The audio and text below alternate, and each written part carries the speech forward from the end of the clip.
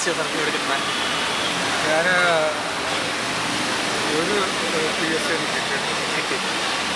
അതിന് മുമ്പായിട്ട് ഞാൻ PSC അല്ലേ, എംപ്ലോയ്മെൻറ്റിൽ നിന്നും എനിക്ക് അനേർട്ടിലേക്ക് സെലക്ഷനായിരുന്നു. ഞാനവിടെ പ്രോജക്റ്റ് എഞ്ചിനീയറായിട്ട് വർക്ക് ചെയ്യും. എനിക്ക് ഇടുക്കിയായിരുന്നു, ഇടുക്കിയുടെ മൂലമറ്റം ഓഫീസിൽ ഗസറ്റഡായി.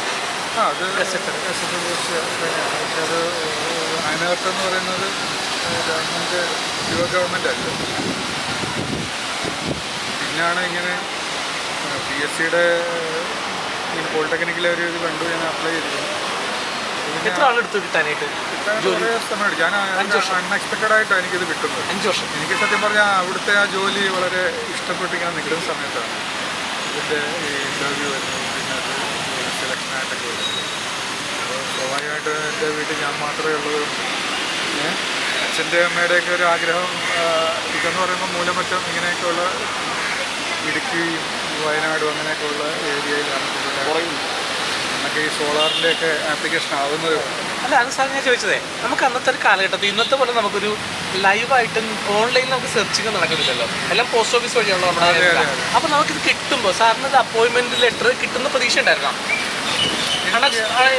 ഞാൻ ഇൻ്റർവ്യൂ അറ്റൻഡ് ചെയ്യുമ്പോൾ എനിക്ക് കോൺഫിഡൻ്റ് ആയിരുന്നു ഞാനത്. അല്ല, കിട്ടും, അതല്ല സാറിന് നാളെ കിട്ടും എന്നുള്ള അറിവൊന്നുമില്ലല്ലോ, പെട്ടെന്ന് കിട്ടുന്നല്ലേ. കിട്ടുമ്പോൾ സാറിൻ്റെ ഒരു മനസ്സെന്തായിരുന്നു? എനിക്ക് കൺഫ്യൂഷനായി പോയി. കാരണം ഞാൻ കണ്ടിന്യൂ ചെയ്ത് പോകണോ അതോ ഇവിടോട്ട് വരണോ. ടീച്ചിങ് ഫീൽഡ് എന്ന് പറയുമ്പോൾ എനിക്ക് അത്ര ഒരു അന്നത്ര ഒരു ഫെമിലിയർ അല്ലായിരുന്നു. അതുകൊണ്ട് എനിക്ക് മറ്റേതാകുമ്പോൾ കുറച്ചുകൂടെ ഞാൻ ആ ജോലി വളരെയേറെ ആസ്വദിച്ചു. എന്നല്ല അതിൽ ചോദിച്ചു സാറേ, നമുക്ക് ഇന്നത്തെ കാലഘട്ടം പോലെയല്ല, അന്ന് ജോലിയുടെ സാധ്യതകൾ വളരെ ബുദ്ധിമുട്ടുള്ള സമയത്താണ് എനിക്ക് ഈ അപ്പോയിൻമെൻറ്റ് ലെറ്റർ കിട്ടുക എന്ന് പറഞ്ഞാൽ സ്വർഗ്ഗം കാണുന്ന പോലെയാണ് അന്നത്തെ ഒരു കാലഘട്ടത്തിൽ ഫീലിംഗ്. സാറിന് അങ്ങനെ എന്തായാലും എനിക്ക് അങ്ങനെ ഒരു സ്വർഗ്ഗം, അങ്ങനെ ഒരു ഫീലിംഗ് എനിക്ക് ഉണ്ടായില്ല. എനിക്ക് പറഞ്ഞാൽ ഞാൻ ഓൾറെഡി ഒരു ജോലിയിലാണല്ലോ, അതുകൊണ്ടായിരിക്കും. എന്നാലും എനിക്ക് ഗവൺമെൻറ് എന്ന് പറയുന്ന ഒരു സന്തോഷമായിരുന്നു. അത് ഞാൻ സ്ഥലത്തില്ലാതപ്പോൾ എൻ്റെ ഫാദറാണ് എന്നെ വിളിച്ച് വിവരം പറയുന്നത് ഇത് വന്നിട്ടുണ്ട്. പക്ഷെ അന്ന് ഈ PSCയുമായിട്ട് ബന്ധപ്പെട്ട് എനിക്ക് ഈ കാര്യങ്ങളൊന്നും അറിയത്തില്ല. നമുക്കിത് വന്നു കഴിഞ്ഞിട്ട് നമുക്ക് എവിടെയൊക്കെ വേക്കൻസി ഉണ്ടെന്നോ അങ്ങനെയൊന്നും ഞാൻ തിരക്കിയതേ ഇല്ല. അതുകൊണ്ട് സന്തോഷമെന്ന് പറഞ്ഞു കഴിഞ്ഞാൽ എന്നെ ഫസ്റ്റ് പോസ്റ്റിംഗ് കണ്ണൂർ മാട്ടന്നൂരാണ്. അപ്പോൾ എനിക്ക് ചേർത്തല അന്നേരം വേക്കൻ്റാണ്. ചേർത്തല 4-5 ലെക്ചർമാരുടെ പോസ്റ്റ് 3 പോസ്റ്റ് അങ്ങോട്ട് വേക്കൻ്റ്. അതിൽ എൻ്റെ കൂടെ തന്നെ പഠിച്ച ഒരു എൻ്റെ ക്ലാസ്മേറ്റ് തന്നെ ഇവിടെ വന്ന് ജോയിൻ ചെയ്തു. അത് കഴിഞ്ഞപ്പോൾ എനിക്ക് ചേർത്തല കിട്ടിയനല്ലോ എന്നുള്ളത്. അന്ന് നമുക്ക് ഇതിനെപ്പറ്റി വലിയ ശ്രദ്ധിച്ചതുമില്ല. ആദ്യമായിട്ട് സാറ് മട്ടന്നൂർ ജോയിൻ ചെയ്ത് പ്രിൻസിപ്പളിൻ്റെ മുമ്പല്ലേ? അതെ അതെ, പ്രിൻസിപ്പൾ സാറിൻ്റെ ഒരു എങ്ങനെയായിരുന്നു? ഇത്ര മണ്ണുണ്ടായിരുന്നാ? അങ്ങനെ അത്രയും മണ്ണം ഉണ്ടായിരുന്നു, ഇവർക്കൊക്കെ അറിയാമായിരിക്കും. അല്ല, അത് അന്നത്തെ കാലഘട്ടം ഇവരെങ്ങനെ അറിയാം? അതെ, എൻ്റെ സ്റ്റുഡൻ്റ് അല്ലേ ഞാൻ. 98 അല്ല കാര്യങ്ങളും. അപ്പോൾ വലിയ വ്യത്യാസമൊന്നുമില്ല. അപ്പോൾ സാർ അവിടെ ജോയിൻ ചെയ്തു, സാറിന് നാണം എങ്ങനെയാണ് വന്നത്? എന്താ ഫീൽ ചെയ്തത്? നാണമല്ല, എനിക്ക് വല്ലാത്തൊരു, ഞാൻ അവിടുന്ന് തലേ ദിവസം റിലീവ് ചെയ്തിട്ട് ഇടുക്കിയിൽ നിന്ന് വന്ന് പിറ്റേ ദിവസം ഞാൻ എൻ്റെ ജീവിതത്തിൽ മറക്കാൻ പറ്റാത്ത ഒരു യാത്രയായിരുന്നു. കാരണം എന്ന് പറഞ്ഞാൽ ഇവിടുന്ന് പോകുന്ന ട്രെയിനിൻ്റെ അങ്ങനെയുള്ള കാര്യങ്ങളൊന്നും വലിയ നമുക്കറിയില്ല. അപ്പോൾ രാവിലെ എൻ്റെ ഒരു കസിനുണ്ട്. അപ്പം വീട്ടിൽ അച്ഛൻ പറഞ്ഞാൽ നാളെ നിങ്ങൾ രാവിലെ അന്നത്തെ ഡേ ആണ്, പരിശ്രമം പോകാമെന്ന് പറഞ്ഞു. അങ്ങനെ കായംകുളത്ത് ചെന്ന് കഴിയുമ്പോൾ സൺഡേ ആണ്, ജോയിൻ ചെയ്യുന്ന മൺഡേ ആണ്. സൺഡേ മോർണിംഗ് 8:30ക്കുള്ള ട്രെയിനാണ്.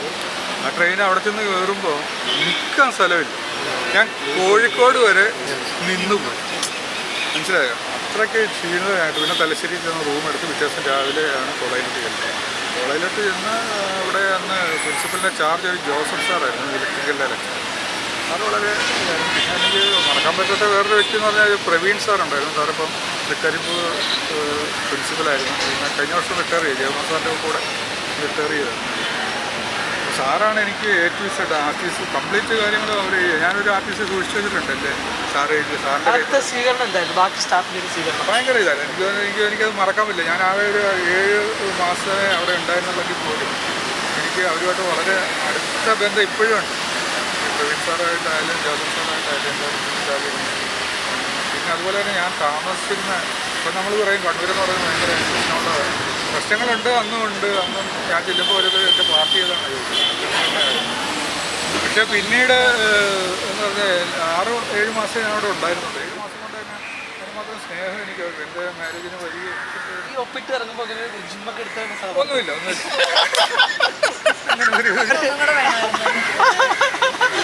ജിമ്മൊന്നും തോന്നില്ല. എനിക്ക് ക്ലാസ്സിലോട്ട് ചെല്ലുമ്പോൾ വല്ലാത്തൊരു പേടിയാണ്. ഫസ്റ്റ് ക്ലാസ്സൊക്കെ എന്ന് പറഞ്ഞാൽ ഞാൻ എപ്പോഴും ഓർക്കും, ഞാൻ എടുക്കുന്നത് കമ്മ്യൂണിക്കേഷൻ്റെ ഒരു പേപ്പറാണ്. ഇപ്പോൾ മോഡേൺ കമ്മ്യൂണിക്കേഷൻ എന്ന് ഞങ്ങളെ പഠിച്ച ആ കമ്മ്യൂണിക്കേഷൻ പേപ്പറാണ്. അന്ന് കുറേ പഴയ കാലത്തെ ടെലിഫോൺ സെലക്ടറും ഇമോഷൻ സെലക്ടർ എന്നൊക്കെ പറഞ്ഞ കുറേ സ്വിച്ച്. പക്ഷേ ഞാൻ പഠിച്ചിട്ടുണ്ട്. പക്ഷേ പിന്നെ ഞാൻ അന്ന് പഠിച്ച ഒരു ബുക്കൊക്കെ എടുത്ത് ഞാൻ റെഫർ ചെയ്തൊക്കെ നോക്കും. പക്ഷേ എനിക്ക് വല്ലാത്ത ഏതെങ്കിലും ഉൾക്കൊണ്ട് ക്ലാസ്സിൽ ചെന്ന് പ്രിപ്പയർ ചെയ്യുക. ഞാൻ ആ ഒരു 1-2 ദിവസം, 3-ാമത്തെ ദിവസം ഞാൻ വിചാരിച്ചു നിർത്തി അങ്ങ് പോയാലോ എന്ന് തോന്നി. കാരണം പിള്ളേരുടെ മുന്നിൽ ചെന്ന് നിൽക്കുമ്പോൾ നമുക്കൊന്നും അറിയാമല്ലാതെ ഞാൻ നിൽക്കുക എന്ന് പറഞ്ഞാൽ വളരെ ബുദ്ധിമുട്ടുള്ള കാര്യമാണ്. കുറച്ച് കാര്യങ്ങൾ പഠിച്ചുകൊണ്ട് പോയി അവിടെ ചെന്ന് അത് പ്രസൻറ്റ് ചെയ്തിട്ട് പിന്നെ ഔട്ടായി. പിന്നെ നമുക്ക് അടുത്ത ദിവസം പിന്നെ അങ്ങനെയൊക്കെ ആയി കഴിയുമ്പോൾ ഒരു വെക്കേഷൻ വന്നു. ആ സമയത്ത് ഒക്ടോബർ, നവംബർ ആ വെക്കേഷൻ ഞാൻ കായംകുളത്ത് ടെലിഫോൺ എക്സ്ചേഞ്ചിൽ പോയി. അവിടുത്തെ നമ്മുടെ സുഹൃത്തൊരു എഞ്ചിനീയർ ഉണ്ടായിരുന്നു. അതേകൊണ്ട് ഈ സാധനമൊക്കെ സീൽ ചെയ്ത് മറ്റേ ഇത് വെച്ച് അടിച്ചു വെച്ചിരിക്കുക. അതൊക്കെ പൊളിച്ചിട്ട് എന്നെ അകത്ത് കയറ്റിയിട്ട് ഒരു 2 മോഷൻ സെലക്ടർ, ഒരു യൂണി സെലക്ടർ, 2 സ്വിച്ചാണ്. ഇത് രണ്ടും എനിക്ക് തന്നു. അപ്പോൾ എനിക്ക് കോൺഫിഡൻ്റ് ആണ്. ഞാൻ മനസ്സിലാക്കിയെടുത്തോളം എന്ന് പറഞ്ഞു കഴിഞ്ഞാൽ ടീച്ചിങ് എന്ന് പറയുന്നത് നമ്മൾ നന്നായിട്ട് പ്രിപ്പയർ ചെയ്ത സബ്ജക്റ്റ് നമുക്ക് നല്ല അറിവുണ്ടെങ്കിൽ ഒന്നും വരികയാണ്. നമ്മൾ കോൺഫിഡൻ്റ് ആണ്. ക്ലാസ്സിൽ പോയി എന്നിട്ട് ഏത് രീതി വേണമെങ്കിലും അത് പ്രസൻറ്റ് ചെയ്യാൻ പറ്റും. എന്നിട്ട് പിന്നെ ഞാൻ നാട്ടിൽ എന്തായിരുന്നു അതിൻ്റെ ഒരു സാറിന് ജോലി കിട്ടിയപ്പോൾ ബന്ധുക്കാരുടെ ഇടയിലും നാട്ടുകാരുടെ ഇടയിൽ സ്വീകാര്യത? ഞാൻ അവിടെ പഠിക്കുന്ന കാലത്ത് തന്നെ ഇച്ചിരി നല്ല പെർഫോമൻസ് ഉള്ളതായതുകൊണ്ട് അവർക്ക് വലിയൊരു ഇത് കാരണം എക്സ്പെക്ട് ചെയ്തിട്ടുണ്ട്. ഇപ്പോൾ സാറ് പറഞ്ഞ കാര്യമായി ശരിക്കും സാറ് പറഞ്ഞല്ലോ, ഒരു നല്ല അധ്യാപകൻ എങ്ങനെ ആയിരിക്കണമെന്ന് ഞങ്ങളെ കാണിച്ചു തന്നത് സാറാണ്. സാറ് പറഞ്ഞു, ഒരു വിദ്യാർത്ഥിയുടെ മുന്നിലേക്ക് ചെന്ന് നിൽക്കുമ്പോൾ എന്തെങ്കിലും അറിയാതെ പോയി നിന്ന് കഴിഞ്ഞാൽ, പക്ഷേ സാറിനെ ഞങ്ങൾ കാണുന്ന കാലം തൊട്ടേ സാറ് ടെക്സ്റ്റ് ബുക്ക് വേണ്ടാത്തൊരു വ്യക്തിയാണ്. അപ്പോൾ സാറ് നേരെ ടെക്സ്റ്റ് ബുക്ക് കൊണ്ടുവരും, ആ ടേബിളിലേക്ക് ടെക്സ്റ്റ് ബുക്ക് വെച്ച് നേരെ ഇങ്ങോട്ട് സർക്കിൾ ഡയഗ്രാം വളരെ ഭംഗിയായിട്ട് ഇതുപോലെ ആരും വഴക്ക് പറയാറില്ല. ഒരു അധ്യാപകനാണ്. ശരിക്കും ഫസ്റ്റ് എക്സാമിന് റെക്കോർഡില്ലാതെ ചെന്ന എന്നെ സാറത് ഓർക്കുന്നുണ്ടോ എന്ന് എനിക്കറിയില്ല.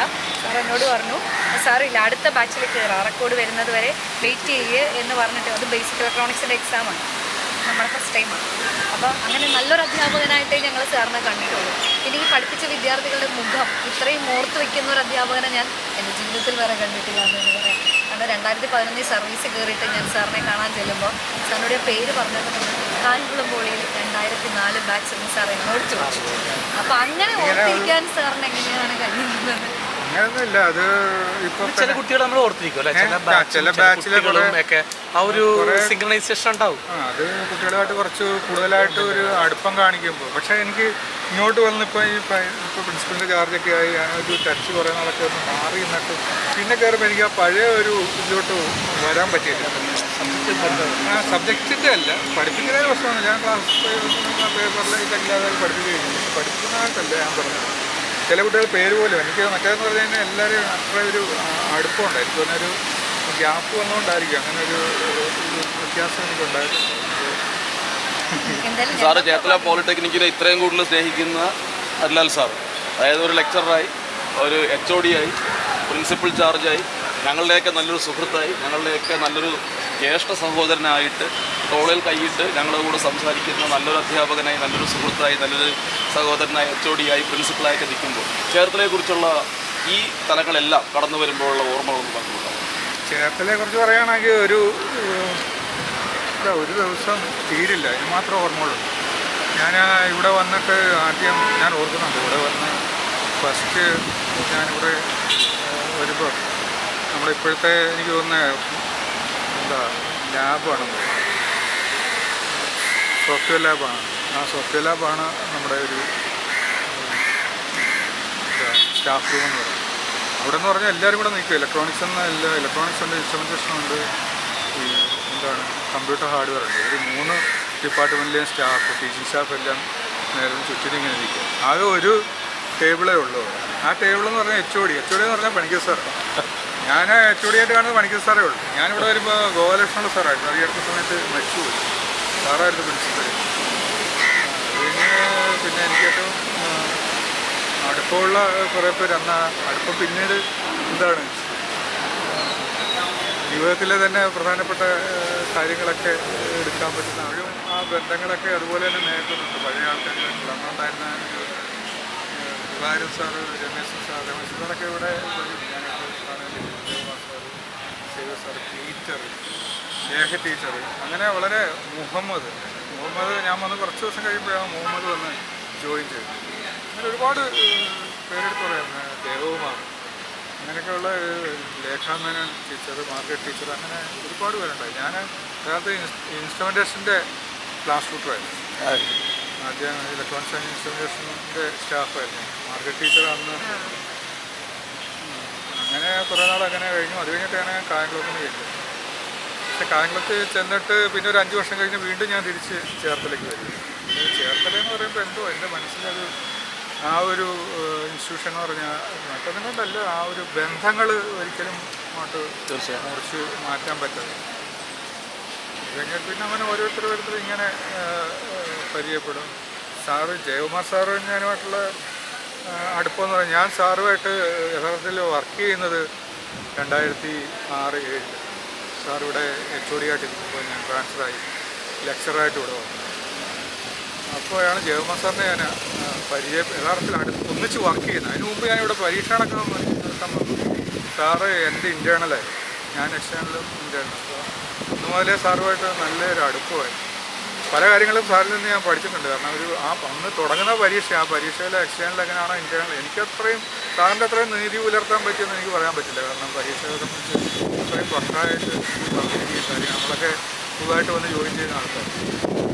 അപ്പോൾ അത് കഴിഞ്ഞിട്ട് പിന്നെ പല സമയങ്ങളിൽ കഴിഞ്ഞു ഇവിടുന്ന് പോകുമ്പോൾ ഉണ്ണിസാറുണ്ടായിരുന്നു. ഉണ്ണിസാറ് പ്രിൻസിപ്പലായിട്ട് സാറ് ഇവിടുന്ന് എൻ്റെ റിട്ടയർമെൻറ്റ് പരിപാടി ഞങ്ങൾ സാറിനെ കൊണ്ട് വിട്ട പരിപാടിയൊക്കെ ഞാൻ ഓർക്കുന്നുണ്ട്.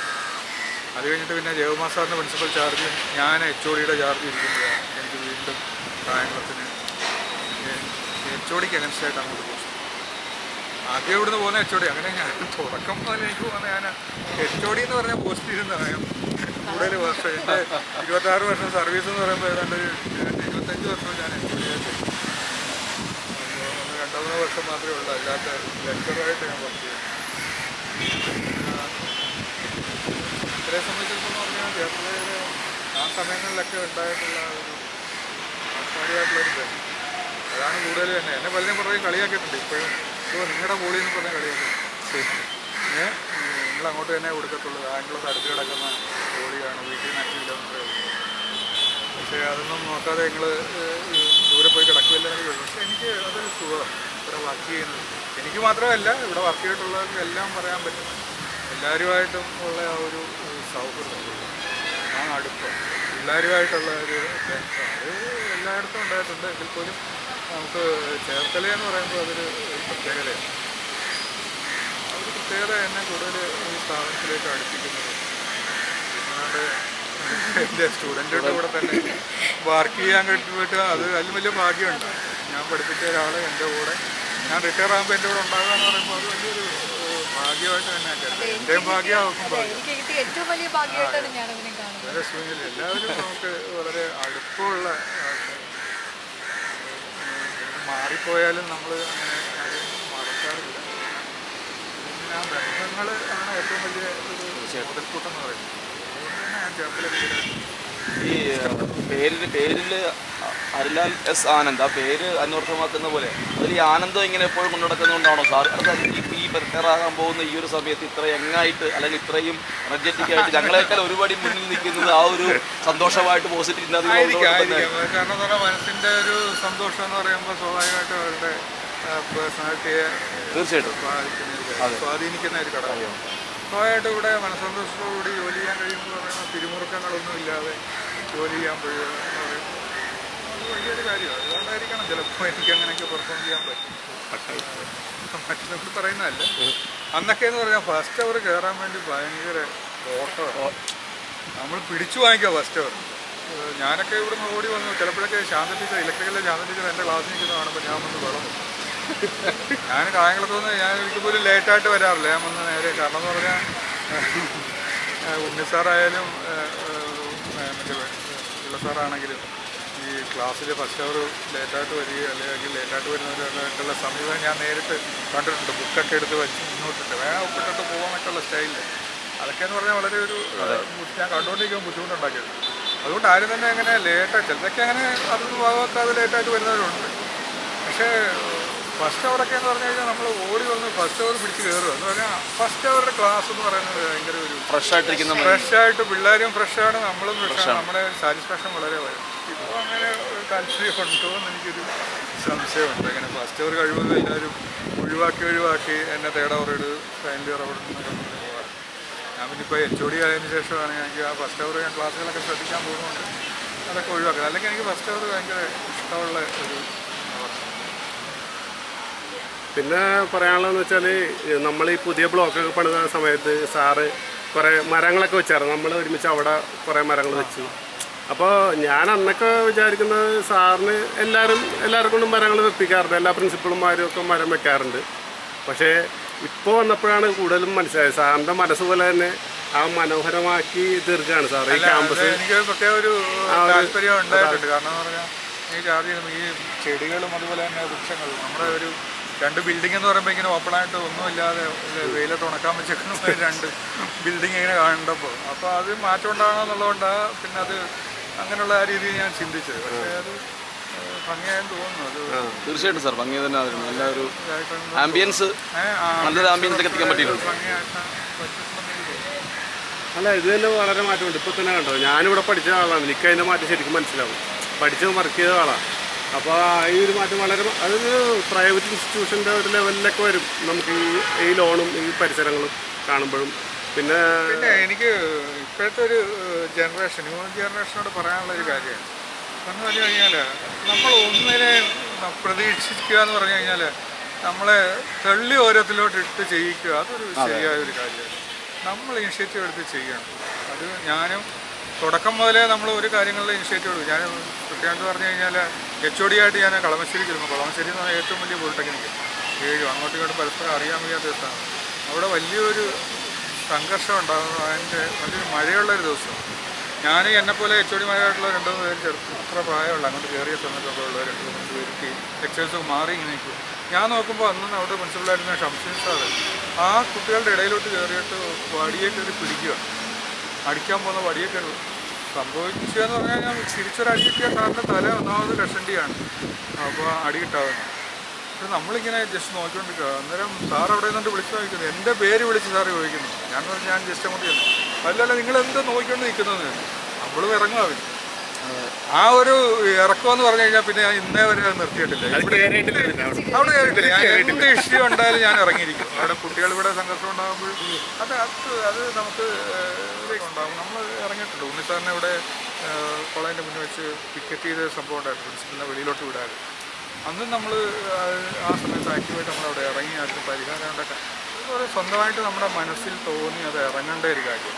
അതിപ്പോൾ അത് ഇൻസിസ്റ്റ് ചെയ്യേണ്ട കാര്യം ഞാൻ പറഞ്ഞാൽ കേൾക്കത്തില്ലെന്നോ കുട്ടികൾ കേൾക്കും. നമ്മൾ പറഞ്ഞാൽ ഒരു ഉച്ചത്തിൽ നമ്മൾ വേണ്ട രീതിയിൽ പറഞ്ഞു കഴിഞ്ഞാൽ അത് കേൾക്കുമെന്നുള്ള കാര്യത്തിൽ യാതൊരു സംശയം. നമ്മൾ വേറൊരാൾ പറയാതെ തന്നെ ഈ കാര്യങ്ങൾ ചെയ്തു പോകാനും അത് വലിയൊരു കാര്യം. അത് ഹെഡ് ഓഫ് ദി ഇൻസ്റ്റിറ്റ്യൂഷനായിട്ടിരിക്കുന്ന ആരായാലും ടീച്ചറായാലും ടീച്ചർ വരുന്ന ആരായാലും അവർക്ക് വലിയൊരു സപ്പോർട്ടായിരിക്കും. അവർ പറയാതെ തന്നെ ഈ കാര്യങ്ങളിലൊക്കെ കൃത്യമായിട്ട് ഇടപെടണം. അതുപോലെ പഠിപ്പിക്കുന്ന കാര്യങ്ങളിൽ അത് ഇപ്പോൾ പറയേണ്ട കാര്യമില്ല. എനിക്ക് സത്യമാണ് ഞാൻ മറ്റൊന്നും കൊണ്ട് പോലെ എൻ്റെ ഡിപ്പാർട്ട്മെൻറ്റ് എനിക്ക് അഭിമാനം തോന്നാറുണ്ട്. ഒരു പ്രശ്നം അവിടെ ഉണ്ടാകത്തില്ല. അത് ഇൻ കേസ് എന്തെങ്കിലും ചെറിയ ചെറിയ ഇതുണ്ടെങ്കിൽ അപ്പം തന്നെ നമ്മളത് സംസാരിച്ച് പരിഹരിച്ചിരിക്കും. അതൊരു 2 ദിവസത്തിന് അപ്പുറത്തേക്ക് അത് പോകാൻ അനുവദിക്കുകയില്ല. അങ്ങനെ വേണം. അത് ഒരിക്കലും അതൊരു ടീം സ്പിരിറ്റ് എന്ന് പറയുന്നത് വളരെ വലുതാണ്. ഏത് കാര്യമല്ല. അത് കോളേജ് മൊത്തമാകുമ്പം ഞാൻ മൊത്തമായിട്ട് കൺസിഡർ ചെയ്തിട്ടുണ്ട്.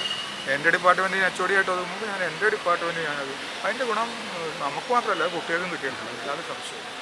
അപ്പോൾ അതിൻ്റെയൊക്കെ ഒരു ഗുണം കൂട്ടായ കൊടുക്കണം. അല്ലാതെ എൻ്റെ ഒരു മിടുക്കോ ഞാൻ വലുതായിട്ട് കാണിച്ചിരുന്നോ എന്നുള്ളതല്ല. ആ സ്ഥാപനത്തെല്ലാം ആ കൂട്ടായ്മ നിലനിർത്തി പോകാൻ ഞാൻ ശ്രമിച്ചിട്ടുണ്ട്. എൻ്റെ സപ്പോർട്ട് എനിക്ക് കിട്ടിയിട്ടുണ്ട്. അത് പ്രിൻസിപ്പലായിട്ടിരിക്കുമ്പോഴും HOD ആയിട്ടിരിക്കുമ്പോഴും ലെക്ചറായിട്ട് ഇരുന്നപ്പോഴും ഈ സ്ഥാപനത്തിന് കിട്ടുന്നത്. അതാണ് എൻ്റെ ശക്തി എന്ന് പറയുന്നത്. അല്ലാതെ എൻ്റെ വ്യക്തിപരമായ ഒരു നേട്ടമായിട്ട് ഞാൻ അതിനെ കാണുന്നു. ഞങ്ങളുടെയും ശക്തി ഇപ്പോൾ ഈ ഇത്രയും വൈകിയ നേരത്ത് ഞങ്ങളുടെയും ശക്തി എന്നൊരു സാറിൻ്റെ കീഴിൽ ഒരു പ്രിൻസിപ്പൽ, സാറിനെ പോലെയുള്ള വ്യക്തിത്വമുള്ള ഒരാളുടെ കീഴിൽ പ്രിൻസിപ്പളായിട്ടുള്ള പ്രിൻസിപ്പളിൻ്റെ കീഴിൽ ഒരു HODയുടെ കീഴിൽ നല്ലൊരു സുഹൃത്തായിട്ട് നല്ലൊരു സഹോദര തുല്യനായിട്ട് വർക്ക് ചെയ്യാൻ ജോലി ചെയ്യാൻ പറ്റിയത് തന്നെ ഞങ്ങളുടെ ഒരു സംതൃപ്തി, ഞങ്ങളുടെ ഒരു ഭാഗ്യമായിട്ട് തന്നെ കരുതുന്നു. തീർച്ചയായിട്ടും എന്നും ഓർമ്മകളിലുണ്ടാവും സാറിൻ്റെ അണ്ടറുള്ള ഇനിയുള്ള ജീവിതങ്ങളിൽ ഈശ്വരൻ്റെ എല്ലാ അനുഗ്രഹങ്ങളും ഉണ്ടാകട്ടെ ആത്മാർത്ഥമായിട്ട് സംശയിക്കുന്നു. അതെ സർ. അപ്പം വീണ്ടും അടുത്ത ഗോതയിൽ കാണാൻ എന്ന നിലയ്ക്ക് ഞാൻ ചോദിക്കട്ടെ, കഴിഞ്ഞ 10-26 വർഷത്തെ സർവീസ് ജീവിതത്തിനിടയ്ക്ക് ചേർത്തല പോളിടെക്നിക്കുമായിട്ടുള്ള ബന്ധം ഒന്ന്, അല്ലെങ്കിൽ ചേർത്തല പോളിടെക്നിക്കിലെ ജീവിതം ഒന്ന് ഓർമ്മിച്ചെടുക്കാവും? തീർച്ചയായിട്ടും. കാരണം ഞാൻ ചേർത്തല പോയി വന്നതിന് ശേഷം എനിക്ക് നല്ല സുഹൃത്തുക്കൾ, നല്ല കുട്ടികളുണ്ടായിരുന്നൊരു കാലമുണ്ടായിരുന്നു. കാരണം ടീച്ചേഴ്സിനെ സ്നേഹിക്കുന്ന, ബഹുമാനിക്കുന്നൊരു കുട്ടികളുണ്ടായിരുന്നു. ഈ കോവിഡ് കാലത്തിന് ശേഷമാണ് കുട്ടികൾക്ക് ടീച്ചേഴ്സിനോടൊരു ബന്ധമോ സ്നേഹമോ അങ്ങനൊരു ഫീലിങ്സ് ഇല്ല. എങ്കിലും നമ്മുടെ ടീച്ചേഴ്സിനെ സംബന്ധിച്ച് നമ്മളൊന്നാണ്. അപ്പോൾ ഇടയ്ക്ക് 1-2 അല്ലെങ്കിൽ 2-3 എന്തെങ്കിലും വിഷയക്കാരുണ്ടെന്ന് നമ്മളത് ശ്രദ്ധിക്കേണ്ട. അല്ലെങ്കിലും 99.5% നമുക്ക് വിശ്വസിക്കാവുന്ന, സഹകരിക്കാവുന്ന ടീച്ചേഴ്സുകൾ. അതുകൊണ്ട് മാത്രമാണ് ഞാൻ ഇവിടുന്ന്, എൻ്റെ ഹസ്ബൻഡ് എപ്പോഴും പറയും ട്രാൻസ്ഫർ കൊടുക്കുക. അപ്പോൾ ഞാൻ പറയും ചേർത്തല പോളി നല്ലതാണ് ചേർത്തല. അപ്പോൾ എന്നെ വഴക്ക് പറയാറുണ്ട്, ചേർത്തല പോളി നല്ലതെന്ന് പറഞ്ഞ് നീ അവിടെ കറന്നോന്ന് പറഞ്ഞ് എന്നെ വഴക്ക് പറയാറുണ്ട്. പക്ഷേ ഞാനിവിടെ ട്രാൻസ്ഫറിന് കൊടുക്കാത്തതിന് കാരണം സ്നേഹം, നല്ല സഹകരണമുള്ള സ്നേഹമുള്ള ഒത്തിരിയും സഹപ്രവർത്തകർ ഈ സ്ഥാപനത്തിലുണ്ട്. പിന്നെ അതിൽ റെയറായിട്ട് 1-2 പേര് 2-3 പേരൊക്കെ കാണും. അത് മനുഷ്യ സഹജമാണ്, അത് കുഴപ്പമില്ല. പക്ഷേ എങ്കിലും എനിക്ക് സ്നേഹം തന്നിട്ടുള്ള ടീച്ചേഴ്സ്, ജെൻ സ്റ്റാഫ്, അതുപോലെ തന്നെ ഞാനും കാപട്യമില്ലാതെ ആത്മാർത്ഥമായിട്ട് സഹകരിക്കുന്ന എൻ്റെ സഹപ്രവർത്തകർ. ഇതിനുമ്പൊക്കെ ഞാൻ എൻ്റെ കുഞ്ഞുങ്ങളോട് ഞാൻ പറയുമായിരുന്നു, ഈ സ്ഥാപനത്തിലെ കുട്ടികൾ എൻ്റെ മക്കളെന്ന് ഞാൻ പറയുമായിരുന്നു. പക്ഷേ ഒരു ദിവസം മകൻ എന്നോട് ചോദിച്ചു, ഞാൻ അമ്മയുടെ മകനല്ലേ എന്ന് ചോദിച്ചതിന് ശേഷം മാത്രമാണ് ഈ സ്ഥാപനത്തിലെ കുട്ടികളെ എൻ്റെ മക്കളുടെ മുമ്പിൽ മക്കളെന്നുള്ള സംഭവം ഞാൻ നിർത്തിക്കളഞ്ഞു. കാരണം എൻ്റെ മകനൊന്ന് ഫീൽ ചെയ്തെന്ന് എനിക്ക് മനസ്സിലായി. പക്ഷേ ഇപ്പോഴത്തെ ആ കാഴ്ചപ്പാട്, എൻ്റെ മകൻ അന്ന് പറഞ്ഞതും ഇപ്പോഴത്തെ ആ നിലപാടും വെച്ച് നോക്കുമ്പോൾ ആ പറച്ചിലിനൊരു പ്രസക്തിയില്ല. കാരണം നമ്മളെ തട്ടിയിട്ട് പോയാലും സോറി എന്ന് പറയാൻ അറിയാത്തതാണോ അഹങ്കാരമാണോ ആ രീതിയിലുള്ള മനോഭാവമുള്ള കുട്ടികളാണ് നിന്നുള്ളത്. ഇപ്പം ഞാൻ ചിന്തിക്കുന്നത് എൻ്റെ മക്കളാരും ഇവിടെ പഠിക്കുന്നില്ല എന്നുള്ളൊരു മനോഭാവം. കാരണം നമ്മളെ ഇടിച്ചിട്ട് പോയാലും ഒരു മര്യാദയുടെ ഭാഗം സോറി ടീച്ചറെ എന്ന് പറയാനുള്ളൊരു കുട്ടികളാരും ഇന്നും ഇവിടെ പഠിക്കുന്നില്ല. ഞാൻ ആ ഒരു തലത്തിലോട്ട് നീങ്ങി. പിന്നെ എനിക്ക് നല്ല വേദനയുണ്ട്. ഞാനിവിടെ പുനലൂർ പോളിൽ ഇങ്ങോട്ട് വന്ന കാലം മുതലേ എനിക്ക് നല്ലൊരു അന്തരീക്ഷമാണ് ഞാനായിട്ട് ക്രിയേറ്റ് ചെയ്തത്. കാരണം ഞാൻ ആരോട് എന്ത് പറഞ്ഞാലും അത് അംഗീകരിക്കും. അതുപോലെ തന്നെ മറ്റുള്ളവർ എന്നോട് എന്ത് പറഞ്ഞാൽ ഞാനും അതേ സെൻസിലെടുത്ത് അംഗീകരിച്ചുകൊണ്ട് നല്ലൊരു ഫ്രണ്ട്ഷിപ്പ്, നല്ലൊരു സ്നേഹബന്ധം, നല്ലൊരു സഹോദര ബന്ധം എനിക്ക് കൊണ്ടുവരാൻ കഴിഞ്ഞു. പിന്നെ എല്ലാത്തിനെയും നല്ലതുപോലെ കാണുന്ന മനുഷ്യർ ഇന്ന് ഭവനങ്ങളിൽ പോലും ഇല്ല. നമ്മൾ നല്ലത് പറഞ്ഞാൽ അത് നല്ലതാണോ എന്ന് ചിന്തിക്കുന്ന തരത്തിലുള്ള വ്യക്തികൾ നമ്മുടെ ഭവനങ്ങളിൽ പോലും കുറഞ്ഞതുകൊണ്ട് ചിലപ്പോൾ നമുക്ക് എന്തെങ്കിലുമൊക്കെ വിഷമങ്ങളോ ബുദ്ധിമുട്ടുകളോ ചിലരൊന്നും ഉണ്ടാകാം. പക്ഷേ അതൊക്കെ റെയറായിട്ടായിരിക്കും. അതിനൊന്നും വലിയ പ്രാധാന്യം നമ്മൾ കൊടുക്കുന്നില്ല. എങ്കിലും ഞാൻ നോക്കുമ്പോൾ എനിക്ക് മറക്കാനൊക്കാത്ത വ്യക്തികൾ, സ്നേഹബന്ധങ്ങൾ എനിക്കിവിടെ ഉണ്ട്. നല്ല സഹപ്രവർത്തകർ എനിക്കുണ്ട്. പക്ഷെ എനിക്കിവിടെ പോകുന്നത് വിഷമമാണ്. ഇപ്പോഴും എനിക്കത് വിഷമമായിട്ട് തന്നെ തോന്നുന്നത്. വികാരം കൊണ്ടോ? വികാരപരമായിട്ടുള്ള സംഭാഷണം. വികാരം എന്ന് പറഞ്ഞാൽ വീൽ ഗാർഡിന്റെ പരസ്യമാണ്.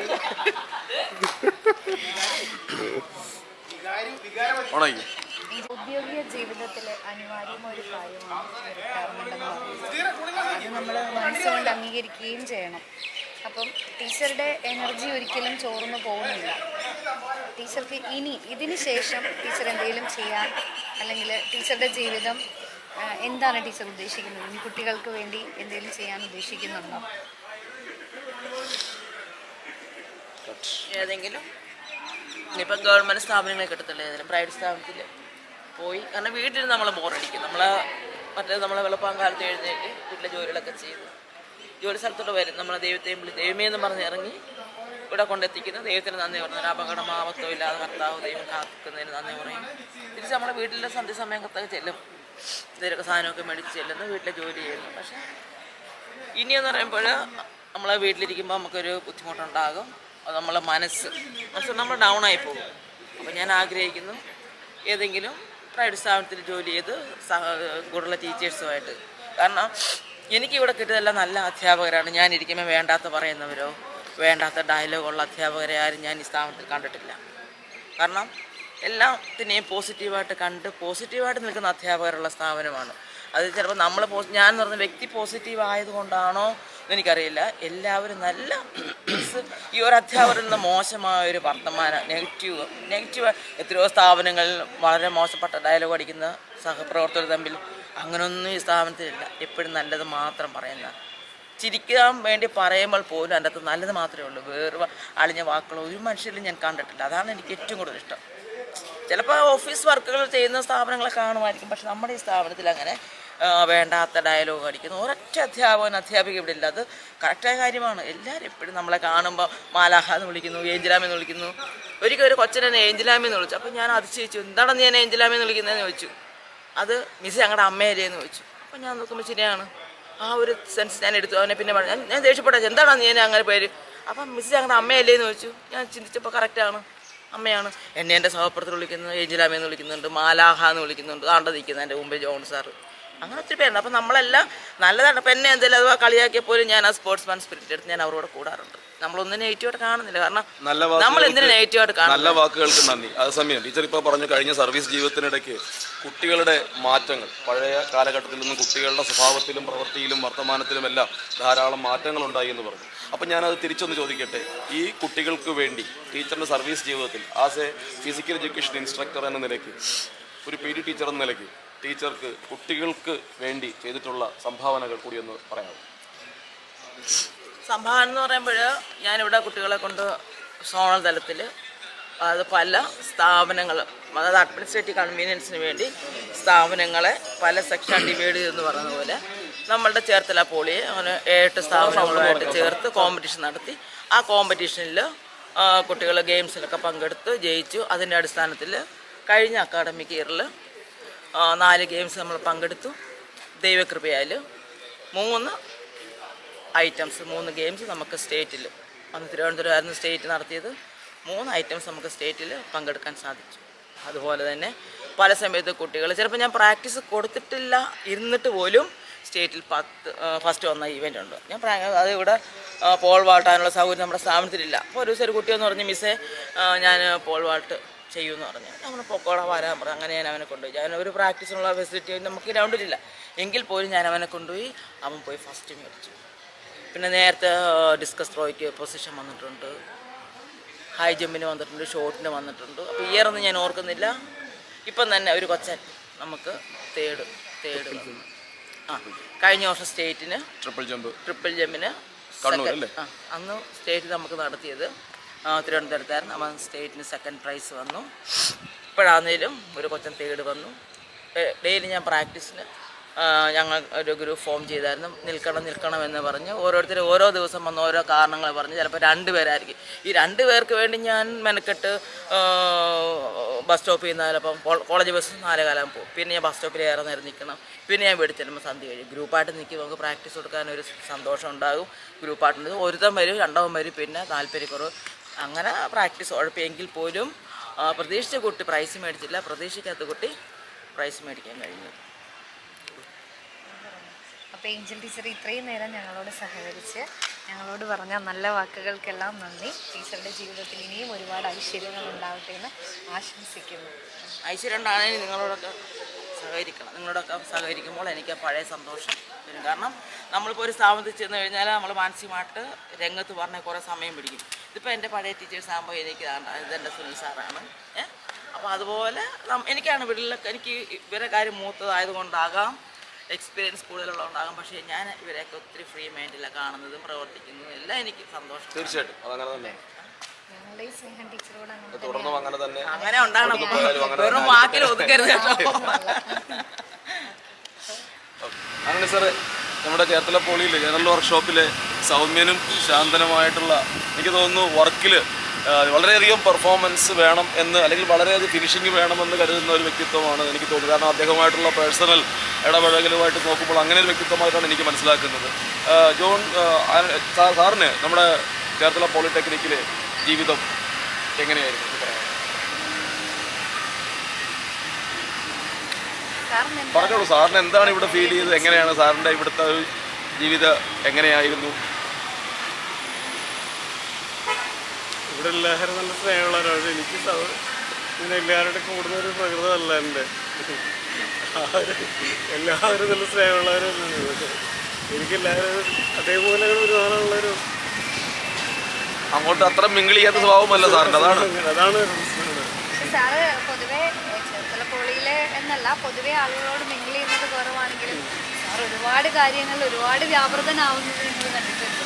പറയുന്ന പോലെ സാറ് ഭയങ്കരമായിട്ട് എന്താ പെർഫെക്ഷൻ ഉദ്ദേശിക്കുന്ന ആഗ്രഹിക്കുന്ന ഒരാളാണ്. ആളാണ്. തന്നെയല്ല ബോഡി മെയിൻറ്റെയിൻ ചെയ്ത് പോകാനുള്ള ജിമ്മോ എന്തോ കാര്യങ്ങളൊക്കെ ആയിട്ട് സാറിന് കുറച്ച് ഫോട്ടോസ് കാണാനിടയായി. അതെ, ആള് കാണുന്ന പോലെ കട്ട ബോഡിയാണ് നമ്മൾ കണ്ട പോലെ. കാരണം എനിക്ക് കൊളസ്ട്രോൾ കൂടുതലാണ്. അല്ല, എനിക്ക് നമ്മുടെ ആരോഗ്യപരമായ കാരണങ്ങളാണെങ്കിൽ പോലും ആ ബോഡി അങ്ങനെ മെയിൻറ്റെയിൻ ചെയ്ത് ആരോഗ്യം മെയിൻറ്റെയിൻ ചെയ്തുകൊണ്ട് പോകുന്നുണ്ട്. അതിനൊരു കാരണം ഇതാണ്, ഈ കൊളസ്ട്രോൾ ഉള്ളതുകൊണ്ട് അത് കുറയ്ക്കാൻ വേണ്ടി ചെയ്യണമല്ലോ. മനോഹരമായ കുറച്ച് ഫോട്ടോസാണ് നമ്മൾ കഴിഞ്ഞ ദിവസം കണ്ടത്. പിന്നെ സാറിന്റെ ഫാമിലി, വൈഫ്, 2 കുട്ടികൾ, ഒരു പെണ്ണവരാണ്. എൻ്റെ അമ്മ വൈഫ് ഇല്ല, ഹൗസ് വൈഫാണ്. മക്കള് മകൻ TKM-ല് ബിടെക്, മകള് കാർമല്. അപ്പം അപ്പനെ പോലെ തന്നെ മക്കളും ആ ഒരു ടെക്നിക്കൽ ലെവലിലേക്കുള്ള ആ യാത്രയിലാണ് അല്ലേ? റിട്ടയർമെന്റ് ലൈഫിന് ശേഷം നമ്മൾ വെറുതെ ഇരിക്കുമെന്ന് തോന്നുന്നില്ല. സാറിനെ പോലെ ഒരാൾ, പ്രത്യേകിച്ചും സാറിനെ പോലെയുള്ള ഒരാൾ വെറുതെ ഇരിക്കുമെന്നൊരു തോന്നൽ ഞങ്ങൾക്ക്. അപ്പോൾ ഇതിന് ശേഷം സാറിന് എന്താണ് താല്പര്യം? ഏത് ഫീൽഡിലേക്കാണ്? പ്രത്യേകിച്ച് ഒരു കൊച്ചിക്കാരനായതുകൊണ്ട് തന്നെ ഒരുപാട് കാര്യങ്ങൾ മനസ്സിലുണ്ടാവും. അപ്പം എങ്ങനെയാണ്? കാർപ്പൻ്ററി വർക്കൊക്കെ ആയിട്ട് പോകാനുണ്ട്. അതെ, സാറിൻ്റെ എന്താ പറയുക, റിട്ടയർമെൻറ്റ് ലൈഫ് നന്നായിട്ട് ആസ്വദിക്കാൻ സാറിന് സാധിക്കട്ടെ. നമ്മൾ ഉദ്ദേശിക്കുന്ന പോലെ തന്നെ ആ ഒരു വഴിയിലൂടെ മുന്നോട്ട് പോകാൻ കഴിയട്ടെ എന്ന് ഞങ്ങൾ ആശംസിക്കുന്നു. Thank you sir. ഈ റിട്ടയർ ആകുന്ന ഈ സർവീസ് ജീവിതത്തിൻ്റെ അവസാന കാലഘട്ടത്തിലും റിട്ടയർ ആകുന്ന ആ ഒരു പ്രായത്തെ മറികടന്ന് ഇത്രയും ഊർജ്ജസ്വലനായിട്ട് നിൽക്കാൻ, എപ്പോഴും പോസിറ്റീവ് ചിന്തകളുമായി, എപ്പോഴും നല്ല ചിരിക്കുന്ന മുഖവുമായിട്ട് ഇങ്ങനെ നിൽക്കാൻ, ഇത്രയും ആരോഗ്യവാനായിട്ട് നിൽക്കാനുള്ള രഹസ്യമൊന്ന് പറഞ്ഞു തരാമോ? ഞങ്ങൾക്ക് വേണ്ടി, ഭാവിയിൽ റിട്ടയർ ആകുന്ന ഞങ്ങൾക്ക് വേണ്ടി ഇതുപോലെ ഒന്ന് നിൽക്കുന്നതിന് വേണ്ടി രഹസ്യം എന്താണെന്ന് പറഞ്ഞു തരാമോ? അത് പറയുമ്പോഴേ നമ്മൾ ലൈഫ് തീർന്നു പോയെന്ന് തോന്നണമെന്നാണ് ഞാൻ സ്റ്റാർട്ട് ചെയ്തത്. അപ്പോൾ ഈ PSC ജോബ് കിട്ടുന്നതിൻ്റെ ഒരു ചരിത്രം എന്ന് പറഞ്ഞാൽ പന്ത് കളിച്ച് വീണ് കൈ ഒടിഞ്ഞ് ലൈറ്റൊക്കെ ഇട്ട് ആകെ അങ്ങനെ വിഷമിച്ച് നിൽക്കുന്ന സമയത്ത് അപ്പോൾ എല്ലാവരും ചോദിച്ചു ഇനി ലൈഫ് പോയിടാമെന്ന ലൈനിൽ എല്ലാവരും പറയുമ്പോഴത്തേക്കില്ലേ, അപ്പോഴും എൻ്റെ മനസ്സിലൊരു ലക്ഷ്യമുണ്ട്. അപ്പോൾ അങ്ങനെ PSC പരീക്ഷ വന്നു, 2 പേരെ വേക്കൻസി. ആ 2 വേക്കൻസിക്ക് ഞാൻ എഴുതിയേക്കണ പരീക്ഷ അത് ലിസ്റ്റ് വന്നപ്പോഴത്തേക്ക് 4ആയി. പക്ഷേ ജർമ്മനിലുള്ള എനിക്ക് ഒരിക്കലും കിട്ടില്ലെന്ന് എല്ലാവരും പറഞ്ഞു. പക്ഷേ ആ കൈ ഒടിഞ്ഞ എൻ്റെ ജീവൻ തിന്നോട്ട് ഞാൻ ഒരു തിരിച്ചൊരു പിടുത്തം, ആ പിടുത്തം എന്ന് പറഞ്ഞാൽ ഞാൻ ശരിക്കും ട്രൈ ചെയ്ത്. അപ്പോൾ അത് കാരണം എനിക്ക് കിട്ടി. അപ്പോൾ അവിടെ മുതൽ പിന്നെ എനിക്ക് നോക്കാനില്ല, കാരണം ഇത്രയും തീർന്നോടത്ത് തീരുമെന്നാണ്. അതിനുശേഷം ജോലി കിട്ടിയതിന് ശേഷം ഇതുപോലെ വീട്ടിൽ അമ്മ, ഞാൻ വെള്ളിയാഴ്ച വീട്ടിൽ ചെല്ലാൻ നോക്കിയിരിക്കും. വീട്ടിൽ കുറേ ആടുണ്ട്. ഈ ആടിന് പ്ലാവിലോട്ടുള്ള എൻ്റെ പണി. അപ്പോൾ തൃശ്ശൂരിൽ നിന്ന് ഞാൻ വരാൻ വേണ്ടി നോക്കിയിരിക്കണം. അമ്മ പ്ലാവൊക്കെ മേടിച്ച് റെഡിയാക്കി എടുത്തേക്കുക. അങ്ങനെ ഒരു ദിവസം പ്ലാവിനെ വലിച്ചു കയറി കൊമ്പടി ചെയ്ത് അഴുത്ത് വീണ് ആ താഴത്തേക്ക് വന്ന പോരിലും തലകുത്തിയാണ് പോകുന്നത്. അപ്പോൾ ആ തലകുത്തി താഴത്തേക്ക് വരുമ്പോഴും ഞാനൊരു ഒരു നിമിഷത്തെ ഒരു ഇതിൽ തിരിച്ചൊരു കമ്പെ പിടിച്ചു.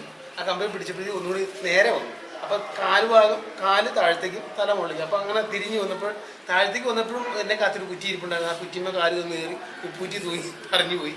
എന്നിട്ടും അവിടുന്ന് ഓട്ടോറിക്ഷ വിളിച്ച് നാട്ടുകാരെ കൂടി ഇങ്ങനെ വലിച്ചു കെട്ടി വീട്ടിലേക്ക് വന്നപ്പോഴത്തേക്ക് അമ്മയുടെ ഒരു ചോദ്യമുണ്ട്. അത് ഇന്ന് എനിക്ക് മറക്കാൻ പറ്റില്ല. എന്നും സൈക്കിളിന് പ്ലാവിലോട്ടുണ്ടെങ്കിൽ നീ ഇന്ന് ഓട്ടോറിക്ഷയ്ക്കാണോ അവിടെ പ്ലാവിലോട്ടുണ്ടെങ്കിൽ അത് ലൈഫിൽ മറക്കാൻ പറ്റാത്തൊരു ചോദ്യമാണ്. അമ്മ ആ ഷർട്ടും പാൻറ്റൊക്കെ എടുത്തോളൂ, നേരെ മെഡിക്കൽ ഡ്രസ്സിലേക്ക്. അതിലും കോമഡി ഉണ്ട്. ഓട്ടോറിക്ഷയ്ക്ക് മെഡിക്കൽ ഡ്രസ്സിൽ എത്തുമ്പോൾ സമയമെടുക്കും. അപ്പോഴത്തേക്ക് അവിടെ അന്ന് ഞങ്ങളുടെ നാട്ടിൽ ജീപ്പൊക്കെ ഉണ്ട്. അപ്പോൾ അങ്ങനെ നല്ല ജീപ്പ് അവിടെ നാട് ആരക്കുന്നത്. അപ്പോൾ നോബിളിൻ്റെ ജീപ്പുണ്ട്, വണ്ടി ഇറക്കിയ വഴിയുണ്ട്. അപ്പോൾ ആ വണ്ടി കൊണ്ടുവന്ന് അപ്പോൾ പിള്ളേരെ കൂടി എറണാകുളം ട്രിപ്പാണല്ലോ, പിള്ളേരെല്ലാം വലിയ കയറി പാട്ടിടാന്ന് പറഞ്ഞു. ഇവന്മാരൊക്കെ പാട്ടിട്ട് വണ്ടിയിൽ പോകുമ്പോഴത്തേക്ക് വാങ്ങിക്കണം നേരെ മെഡിക്കൽ ട്രസ്റ്റ് ഹോസ്പിറ്റലിൽ അവിടെ ചെന്നിട്ട് അവരപ്പം തന്നെ സർജറി കയറ്റി സർജറി. അപ്പോൾ എക്സ്റേ എടുത്തപ്പോഴത്തേക്ക് നോക്കിയപ്പോൾ എല്ലാം ഒന്നും പൊട്ടിയിട്ടില്ല, കുറ്റി പറഞ്ഞ് തൂക്കി കിടക്കുകയാണ്. അപ്പോൾ അതിന് സർജറി തിയേറ്ററിൽ കയറ്റിയിട്ട് സർജറി ചെയ്ത് എല്ലാം കഴിഞ്ഞിട്ട് റൂമിലേക്ക് കൊണ്ടുവന്നു. അപ്പോൾ ഒരു ഭക്ഷണം ഒന്നും കഴിക്കാൻ പാടില്ല സർജറി ചെയ്താൽ. അങ്ങനെ ഈ വിശന്ന് കുഞ്ഞ് ഞാൻ ഒരു രാത്രി തള്ളിയേക്കും നേരം വിളിക്കുമ്പോൾ ഇതുപോലെ അമ്മ രാവിലെ വന്നു. അമ്മ എനിക്ക് ഏറ്റവും ഇഷ്ടപ്പെട്ട സാധനം ഗോതമ്പൂട്ടും ഏത്തപ്പഴം പുഴുങ്ങിയത്. അത് അമ്മ 2-3 കുറ്റി പുട്ടും ഏത്തപ്പഴം അതനുസരിച്ച് പുഴുങ്ങിക്കൊണ്ട് 3 കുറ്റി പുട്ടും അത് എനിക്ക് എത്ര കഴിക്കണമെന്നേ ഇല്ല. അപ്പം അത്ര കൊണ്ടുവന്നിട്ട് കൊണ്ടുവന്നു. അപ്പോൾ കൊണ്ടുവന്ന് അങ്ങനെ വെച്ച് ഈ ആക്രാന്തം കാരണം ഞാൻ കൂട്ട് ഒരു ഊറ്റിയെടുത്ത് വെച്ച് പഴം കൂടി കൂട്ടിയാണ് അടിച്ച് കയറ്റി അങ്ങനെ നിൽക്കുമ്പോഴത്തെ അപ്പോൾ ഞാൻ ഈ തൊലി അങ്ങനെ കളയാൻ പോയപ്പോഴത്തേക്കും അമ്മ പറഞ്ഞു എടാ തൊലി കളയില്ലേന്ന് പറഞ്ഞു. അപ്പോൾ എന്തിനാ അമ്മ ഇവിടെ ഹോസ്പിറ്റലിൽ എടാ ആട് കൊണ്ട് കൊടുക്കാൻ ആ ഒരു സീൻ തന്നെ ഒരു മകൻ്റെ ഭാഗത്ത് നിന്ന് ചിന്തിക്കും. ഞാൻ അപ്പോൾ ഒരു കരഞ്ഞോട്ട് ചോദ്യം ചോദിച്ചു, ആടിനെ വിറ്റില്ലേ അമ്മേ? അപ്പൊ അതാണ് പറഞ്ഞത്. അപ്പൊ ആ ജീവിതത്തിലെ ആ ഒരു സന്നിഗ്ധ ഘട്ടങ്ങളിലും അതൊരു കോമഡിയിൽ കണ്ട് അങ്ങനെ പോരുള്ളൂ ഞാൻ. അത് എന്റെ ശീലം അങ്ങനെ. അപ്പൊ നമ്മൾ കരഞ്ഞിട്ട് കാര്യമൊന്നുമില്ല. കരഞ്ഞാലും മരിക്കും, ചിരിച്ചാലും മരിക്കും. എന്നാ പിന്നെ ചിരിച്ചിട്ട് മരിച്ചാൽ മതി. അതാണ് നമ്മുടെ പോളിസി. പിന്നെ ഞാൻ നിസ്സാര കാര്യത്തിനൊക്കെ എല്ലാവരും മതിൽ പിടിക്കുമ്പോഴും അതിന് നാം നിൽക്കാറില്ല. എന്നിട്ട് കാര്യമില്ല, മതിൽ പിടിച്ചിട്ടുണ്ടായി മതിൽ പൊട്ടി പോകുന്നതല്ലാണ്ട്. ഇപ്പൊ റിട്ടയർമെന്റിന് പോകണം. അപ്പൊ എല്ലാവരും ചോദിക്കും എന്ത് ചെയ്യണമെന്ന്. ഞാൻ എല്ലാവരും പറയാം ആദ്യം ചെയ്യണമെന്ന് വെച്ചാൽ പട്ടായക്ക് പോകണേ. പട്ടായ അപ്പൊ ഈ പട്ടായയിലല്ലേ പോകേണ്ടത്. മറ്റേ സിനിമയിൽ പറഞ്ഞാലും പട്ടായക്കല്ലേ പോകേണ്ടത്. അപ്പൊ അങ്ങനെയാണ് നമ്മൾ പറഞ്ഞത്. പട്ടായക്ക് പോയിട്ടല്ല, അതാണ് നമ്മൾ. പിന്നെ എന്റെ ചോദിക്കും എന്താ ചെയ്യേണ്ടത് ചോദിച്ചു. അപ്പൊ ഞാൻ ഡ്രൈവിംഗ് സ്കൂളാണോ നമ്മൾ. അപ്പൊ ഡ്രൈവിംഗ് സ്കൂൾ അത് അവിടെ കുറെ ആന്റിമാർ ഇങ്ങനെ ഡ്രൈവിംഗ് പണ്ട് പഠിച്ചിട്ട് കൈ തെളിയാണ്ട് നിൽപ്പുണ്ട്. അവരെയൊക്കെ വലിച്ചു കയറ്റിയിട്ട് അതുകൊണ്ട് നടക്കാം. ഒരു സന്തോഷം, എല്ലാവർക്കും സേവനം കൂടിയാണല്ലോ. അപ്പോൾ അവർ 11 മണിയാകുമ്പോൾ അവരൊക്കെ ഫ്രീ ആകും. അപ്പോൾ അതൊക്കെ ഞാൻ കാറുണ്ട്. ഇത് നമ്മൾ കസ്റ്റമർ കെയറാണ്, നമ്മൾ വീടുകളിൽ ചെല്ലും കാറുമായിട്ട്. അങ്ങനെയാണ് അതിൻ്റെ പരിപാടി. അപ്പോൾ അങ്ങനെ ഉള്ള പരിപാടി അതാണ് ഞാൻ ഉദ്ദേശിക്കുന്നത്. അപ്പോൾ അതിനെ ചോദിച്ചു അതിൻ്റെ പേരെന്താ വെച്ചു. ഞാൻ പറഞ്ഞു വീട്ടമ്മ അല്ലെങ്കിൽ കുടുംബശ്രീ എന്ന് പറയാൻ പറ്റില്ല. ഗൃഹലക്ഷ്മി നല്ല പേരാണ്. Grihalakshmi driving school.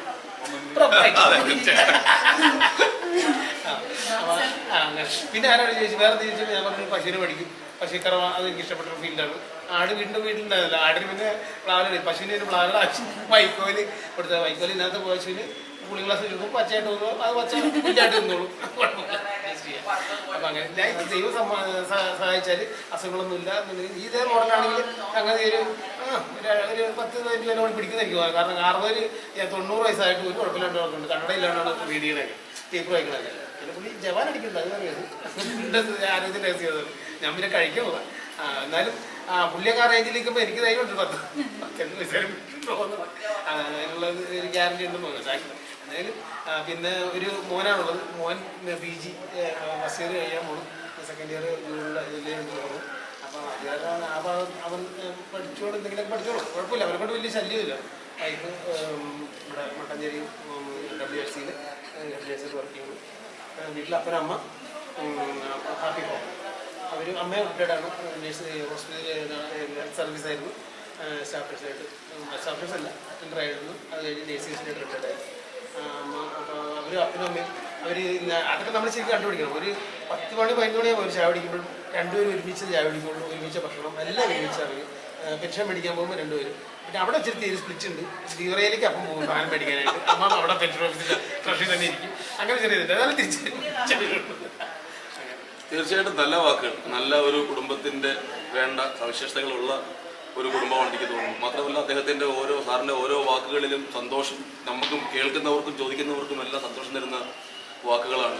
അതുപോലെ തന്നെയാണ് അദ്ദേഹം വർക്ക്ഷോപ്പിൽ ഇത്രയും ആക്റ്റീവായിട്ട്, എനിക്ക് തോന്നുന്നു മറ്റുള്ളവർ ആക്റ്റീവ് അല്ല എന്നുള്ളതല്ല, വർക്ക്ഷോപ്പിൽ ഇത്രയും ആക്റ്റീവായിട്ട് പേഴ്സണലി പറയുകയാണെങ്കിൽ ഈ ഞാനിവിടെ എന്തെങ്കിലുമൊക്കെ ചെയ്തു. പക്ഷേ എനിക്ക് ഇതോടൊന്നും ഞാൻ തൃപ്തനല്ല. ഇതൊന്നും പോരാന്നുള്ള എൻ്റെ ദിവസം ഓരോ ദിവസം എൻ്റെ മനസ്സ് പറഞ്ഞാൽ ഇന്നത്തെ പോരാ ഇന്നത്തെ പോരാന്ന് അങ്ങനെ പറഞ്ഞുകൊണ്ടിരിക്കണം. അത് എന്താ പറയുക, ഇപ്പോൾ എനിക്ക് ഇനിയും കുറേ പണമുള്ള പോലെ എനിക്ക് തോന്നുന്നു. എന്നുവെച്ചാൽ ഇനിയിപ്പോൾ വെക്കേഷൻ വരലായിട്ട് വരും. അതിന് റിമോണ്ടേഷൻ നമുക്കൊന്നും കിട്ടില്ല എന്നല്ല അറിയാം. പക്ഷേ സാറോട് പറഞ്ഞു വരലായിട്ട് വരും. എക്സാമിനേഷൻ നടക്കാനുണ്ട്, പിള്ളേർ വർക്ക് പ്രാക്ടിക്കൽ വർക്കുകളൊക്കെ സെറ്റ് ചെയ്യാനുണ്ട്, ഓഫീസൊക്കെ റെഡിയാക്കാനുണ്ട്.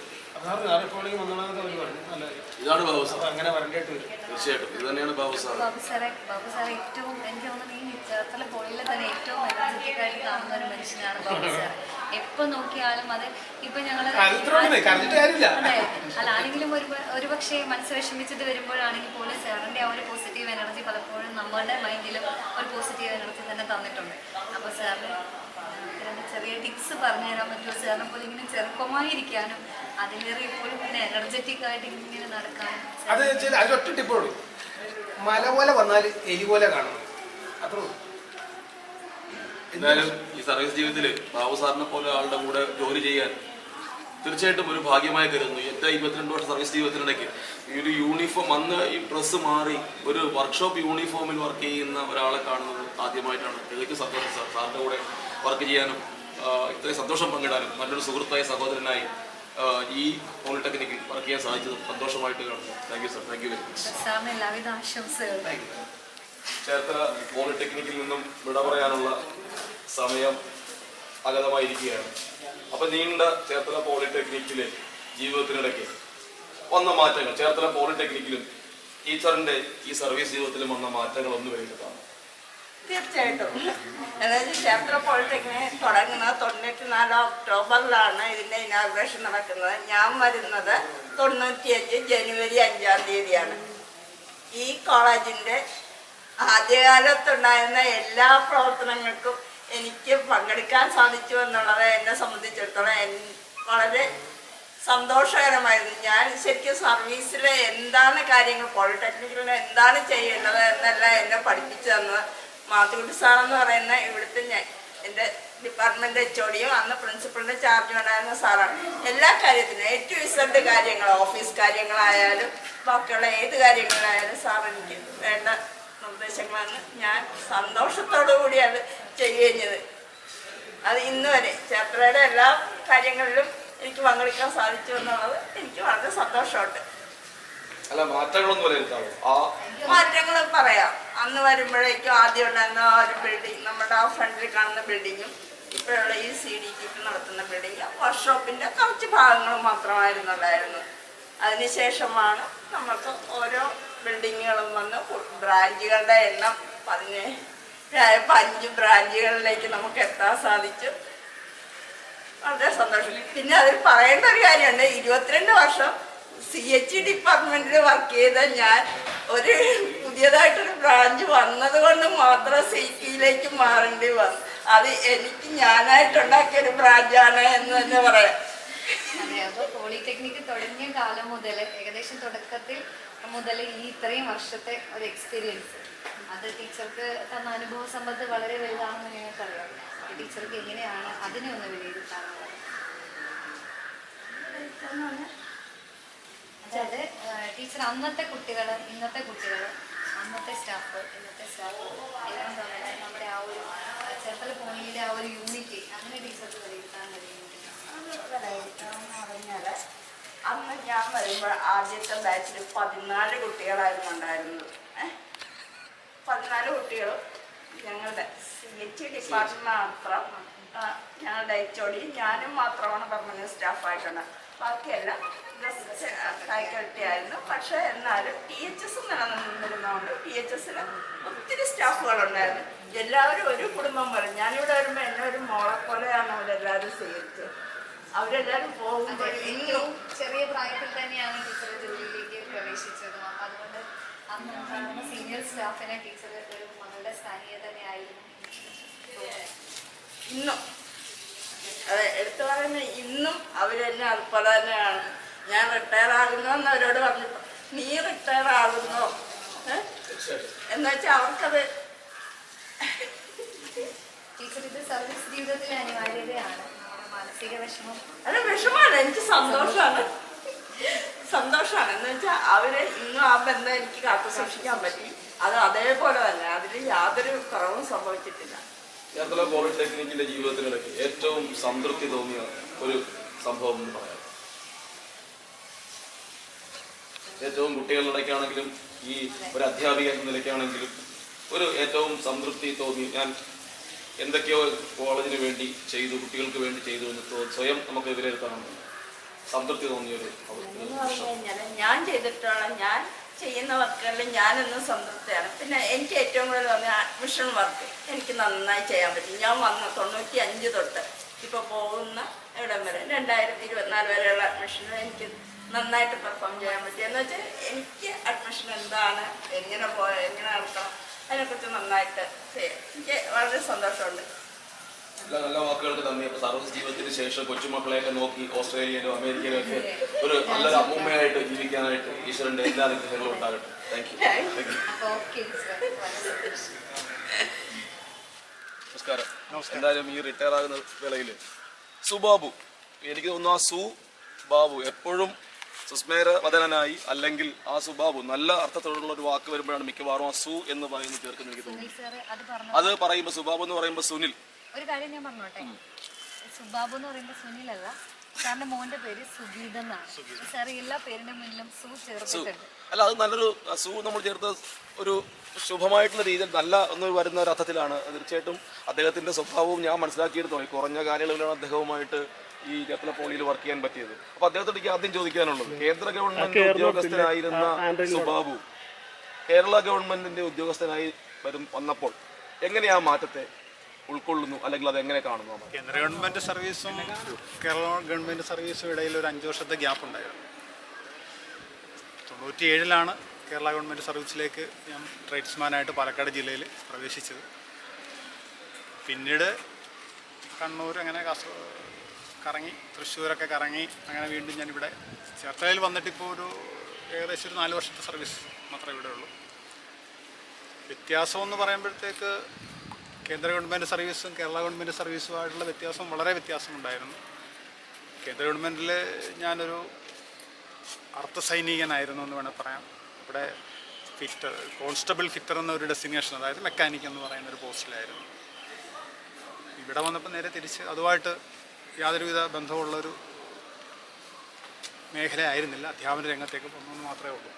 പിന്നെ സർവീസിലൊക്കെ ഒരുപാട് വ്യത്യാസങ്ങളുണ്ട്. അവിടെ പ്രാക്ടിക്കലായിരുന്നു കൂടുതൽ നമ്മൾ ബന്ധപ്പെട്ടിരുന്നത്. ഇപ്പോൾ ഇവിടെ വന്നപ്പോഴത്തേക്ക് കുട്ടികളും മറ്റു മേഖലകളുമായിട്ടൊക്കെ ബന്ധപ്പെടാൻ തുടങ്ങി എന്നുള്ളതാണ് സത്യം. നല്ലൊരു കലാകാരൻ, നല്ലൊരു ഗായകൻ, നല്ലൊരു തബലിസ്റ്റ് എന്ന് തന്നെ പറയാം. അദ്ദേഹം ഒരു തബല വിദ്യാർത്ഥിയാണ്. നമ്മുടെ ഒരു മുൻ ഇവിടുത്തെ അധ്യാപകൻ്റെ കീഴിൽ അദ്ദേഹം തബല അഭ്യസിക്കുന്നു.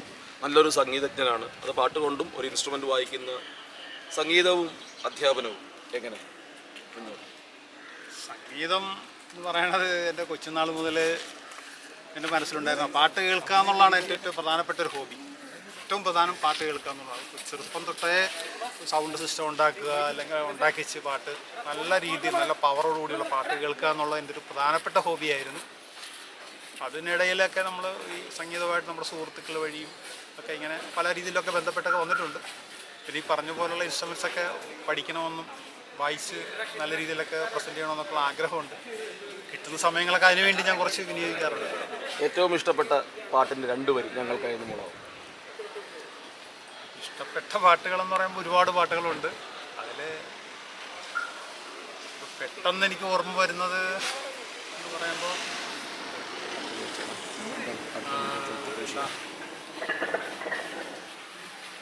മെല്ലെ മെല്ലെ മുഖപടം തെല്ലൊതുക്കി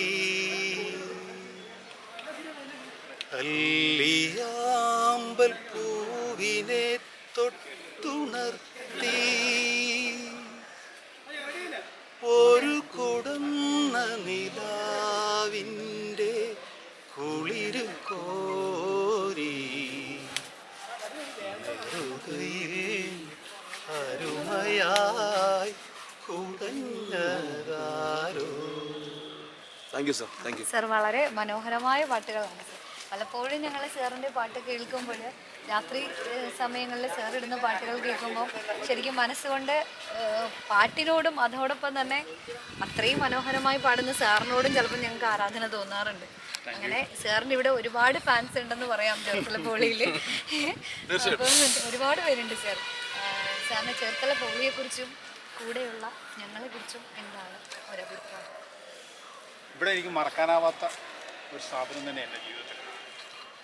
എനിക്ക് എൻ്റെ സർവീസിൽ കയറിയ സമയത്ത് എൻ്റെ ആ പോസ്റ്റ് വെച്ചിട്ട് എനിക്കിവിടെ എത്താൻ പറ്റില്ലായിരുന്നു. ഈ സ്ഥാപനത്തിൽ എനിക്ക് കാലുകുത്താനുള്ള, അല്ലെങ്കിൽ എൻ്റെ ക്വാളിഫിക്കേഷൻ വെച്ചുള്ളൊരു ജോലി എനിക്ക് കയറാൻ ഇവിടെ ഇല്ലായിരുന്നു.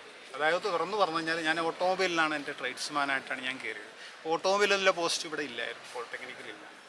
പിന്നെ ഞാൻ ആലോചിച്ച് എനിക്കിവിടെ ജോലി ചെയ്യണമെന്നുണ്ടെങ്കിൽ ഉള്ള മാർഗ്ഗമായിരുന്നു മെക്കാനിക്കലിലേക്ക് മാറുക. അപ്പോൾ അതിന് വേണ്ടിയിട്ട് ഞാൻ സർവീസിൽ കയറിയ ആ വർഷം തന്നെ മെക്കാനിക്കൽ പാർട്ട് ടൈം എടുത്തു, ജോയിൻ ചെയ്തു. അങ്ങനെ മെക്കാനിക്കലിലേക്ക് മാറി.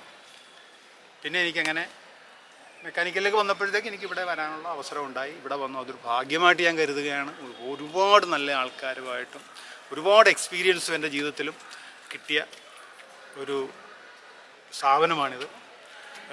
അതിന് ഞാൻ ജഗദീശ്വരനോടും ഇവിടെ ഏറ്റെടുത്ത എല്ലാ എൻ്റെ സഹപ്രവർത്തകരോടും എനിക്ക് അതിനോട് നന്ദി മാത്രമേ ഉള്ളൂ. അവരോടൊപ്പം എനിക്ക് ഇത്രയും നാൾ ജോലി ചെയ്യാൻ പറ്റിയല്ലോ എന്നുള്ളത് സന്തോഷം മാത്രം. അപ്പോൾ ചേർത്തല പോളിടെക്നിക്കിൽ നിന്ന് പോകുമ്പോൾ എന്താണെങ്കിലും ഇന്ന് പൂർണ്ണ സംതൃപ്തി ഉണ്ടെന്ന് തോന്നുന്നു. കാരണം അദ്ദേഹത്തിൻ്റെ മകൻ ജോലിയിൽ പ്രവേശിച്ചു. അപ്പോൾ തീർച്ചയായിട്ടും പ്രിവൻറ്റീവ് ഓഫീസറായിട്ട് അല്ലേ, പ്രിവൻറ്റീവ് ഓഫീസറായിട്ട് ജോലി കയറുക എന്ന് പറഞ്ഞാൽ അദ്ദേഹത്തിൻ്റെ ലൈഫിൻ്റെ ഒരു സാക്ഷാത്കാരം പൂർണ്ണമായി എന്ന് തന്നെ. ഈ മകളല്ലേ ഉള്ളൂ, മകളുടെ ഒരു കാര്യം കൂടിയേ ഉള്ളൂ. അപ്പോൾ തീർച്ചയായിട്ടും പൂർണ്ണമായിട്ട് സന്തോഷവാനായിട്ട് തന്നെയാണ് ഇവിടുന്ന് പിരിയുന്നതെന്ന് തോന്നുന്നു. തീർച്ചയായിട്ടും ഹൃദയത്തിൻ്റെ ഭാഷയിൽ സാറിന് നന്ദി പറഞ്ഞതോടൊപ്പം സുരേഷിന് എന്തോ ഒരു സാറിന് ഫാമിലിയെ കുറിച്ചൊന്ന് പറയാം. അച്ഛൻ 2002 മരിച്ചുപോയി. അമ്മയുണ്ട്, 85 വയസ്സുണ്ട്, എൻ്റെ ഒപ്പമാണ് താമസിക്കുന്നത്. പിന്നെ ഭാര്യ തദ്ദേശ സ്വയംഭരണ വകുപ്പിലാണ്, ഡെപ്യൂട്ടി ടൗൺ പ്ലാനറാണ്, തിരുവനന്തപുരത്താണ്, വിജിലൻസിൽ ഡെപ്യൂട്ടി ടൗൺ പ്ലാനറായിട്ട് വർക്ക് ചെയ്യുന്നു. പിന്നെ ഒരു മകൻ, നേരത്തെ സുനിൽ സാർ പറഞ്ഞ പോലെ തന്നെ കസ്റ്റംസിൽ പ്രിവൻറ്റീവ് ഓഫീസറായിട്ട് ഇപ്പോൾ അടുത്ത 2-3 മാസമായുള്ള ജോലിയിൽ പ്രവേശിച്ചിട്ട്. മോള് ഇളയത്, അവൾ BSc മാത്സ് ഫൈനൽ ഇയർ പഠിക്കുന്നു. ഇതാണ് എൻ്റെ കുടുംബം. ഓക്കെ, സെക്രട്ടറിക്ക് എല്ലാവിധ നന്മകളും. നമ്മൾ കുറേ വർഷമായി അല്ലേ, 2011-ലുണ്ടല്ലോ സാറോട്, അല്ല ഞാൻ 2011-ലുണ്ടല്ലോ ഇവിടെ. അപ്പോൾ കുറേ വർഷമായിട്ട് അന്ന് മുതൽ കാണുമ്പോഴും ആക്റ്റീവാണ്. NSSൻ്റെ ചാർജ്, NSSൻ്റെ കാര്യങ്ങൾ ചാർജ് ഇല്ലെങ്കിലും നമ്മളുടെ NSSൻ്റെ കാര്യങ്ങളിലെല്ലാം, NSSൻ്റെ മാത്രമല്ല കോളേജിൻ്റെ എല്ലാ കാര്യങ്ങളിലും ഓൾറൗണ്ട് നടന്ന എല്ലാ കാര്യങ്ങളിലും, പ്രത്യേകിച്ച് ജയകുമാർ സാറിനൊപ്പം. സാറിന് ഒഴിവാകാനും പറ്റില്ല, ഒഴിവാകാറുമില്ല, ആരാണെങ്കിലും സാറങ്ങനെ നോക്കാറുമില്ല. അപ്പോൾ സാറിൻ്റെ പൊതുവെയുള്ള ഒരു സർവീസ് ജീവിതത്തിൽ സാറെങ്ങനെ കാണുന്നത്?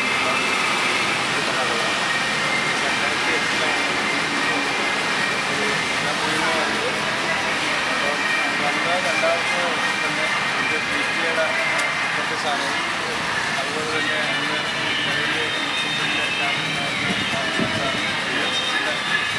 രണ്ട് ചാർജുകൾ വെച്ചുകൊണ്ടാണ് ഞാൻ ആദ്യം ഇതുകൊണ്ട് 2010 ഞാൻ പോയിട്ടുണ്ട്.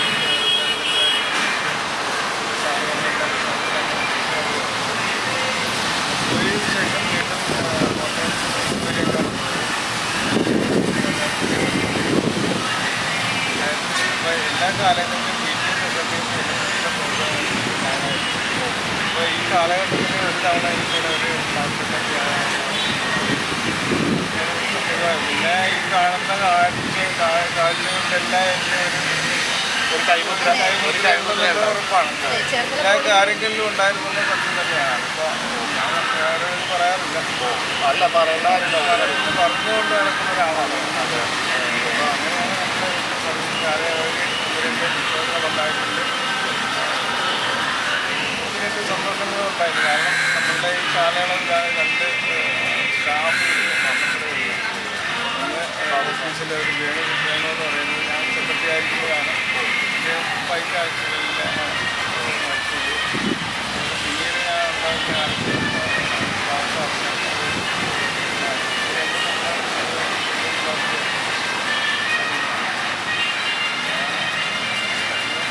ഞാനിപ്പോൾ കൂടുതലും ഇവിടെ 3 പേരോടെ ഇരുന്നു. പട്ടാളപ്പുറത്തിൽ അതുപോലെ 3 പേരുണ്ട്. അങ്ങനെ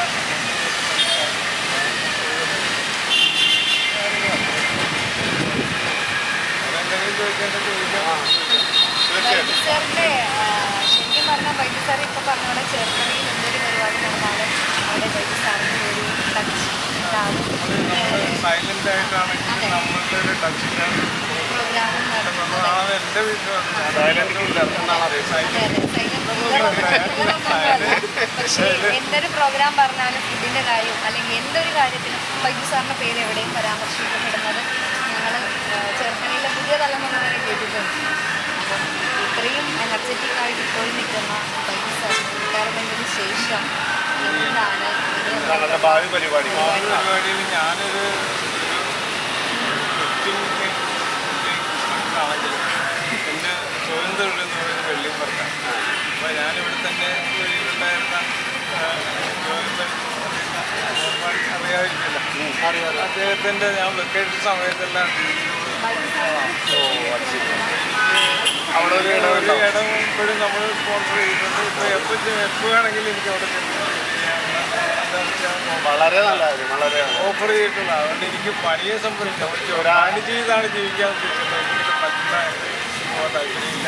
പിന്നെ സംഘടനാപരമായിട്ട് എല്ലാ കാലങ്ങളിലും സംഘടനയാണ് എൻ്റെ മുഖ്യ കാര്യമുള്ളൂ. അതെ. അപ്പോൾ അത് വിട്ടിട്ടുള്ള ഒരു കളിയില്ല എന്നുള്ള സത്യം തന്നെയാണ്. അതുകൊണ്ട് കുറേ വ്യക്തിബന്ധങ്ങൾ വ്യക്തിപരമായിട്ട് കുറച്ച് ആൾക്കാർ വെച്ചിട്ട് അത് ഇത് കഴിയുമ്പോൾ തന്നെ കഴിയും. ആരും പോകണമെന്നില്ല. അങ്ങനെയൊക്കെയാണ് ഉള്ളത്. പിന്നെ ഞാനൊരു സൈലന്റ് കില്ലർ രണ്ട് വിധത്തിലുണ്ട്. അതായത് സൈലന്റ് മാനാണ് നമ്മളിങ്ങനെ. ഇപ്പൊ കീടങ്ങളെ കൊല്ലുന്ന കില്ലറിന് നല്ല കില്ലറിനാണ് നമ്മൾ പറയുന്നത് അല്ലേ? അപ്പൊ ആ സെൻസിലാണ് കില്ലർ എന്ന് പറഞ്ഞത്. അല്ലാതെ കേട്ടാ ഒരു കേട്ടാ. അപ്പോൾ ബൈജു സാറിന് എന്തായാലും ഈ റിട്ടയർമെന്റ് ലൈഫ് നന്നായിട്ട് ആസ്വദിക്കാൻ കഴിയട്ടെ. ഒരുപാട് ആശംസകൾ. Thank you sir. Thank you so much.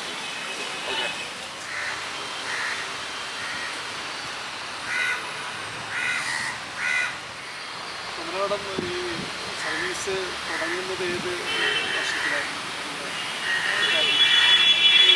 2009 എവിടെയാണ് ആദ്യം? ഇത് ഉടമ്പ് ഡയറക്ടറേറ്റിൽ തന്നെ നമ്മുടെ ചേർത്തലയിലേക്ക് വന്നിട്ട് ഇപ്പോൾ രണ്ടാമൂലം. ആദ്യ ഊഴത്തിൽ എത്ര വർഷം ഉണ്ടായിരുന്നു? ആദ്യം 2.5 വർഷം. പിന്നെ ഇപ്പോൾ ഈ 2 വർഷത്തിന്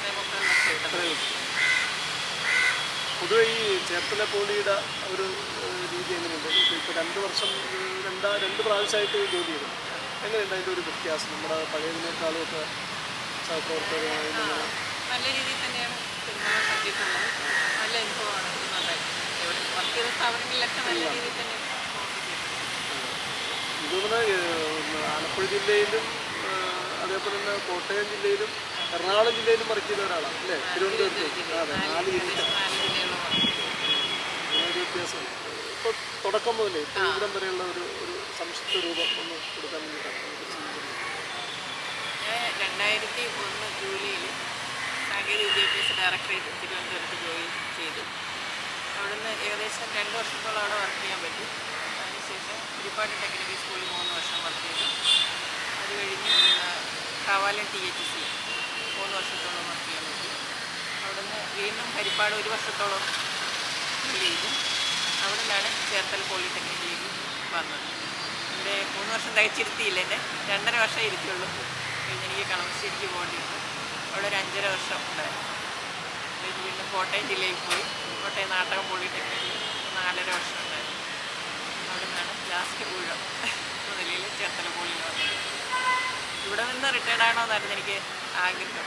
ആഗ്രഹം എങ്ങനെയാണ്, നമ്മുടെ വീടിനടുത്തുള്ള ഏറ്റവും അടുത്ത സ്ഥാപനം ഇതാണ്. ഏകദേശം 4.25 വർഷത്തോളം വർക്ക് ചെയ്യാൻ പറ്റി.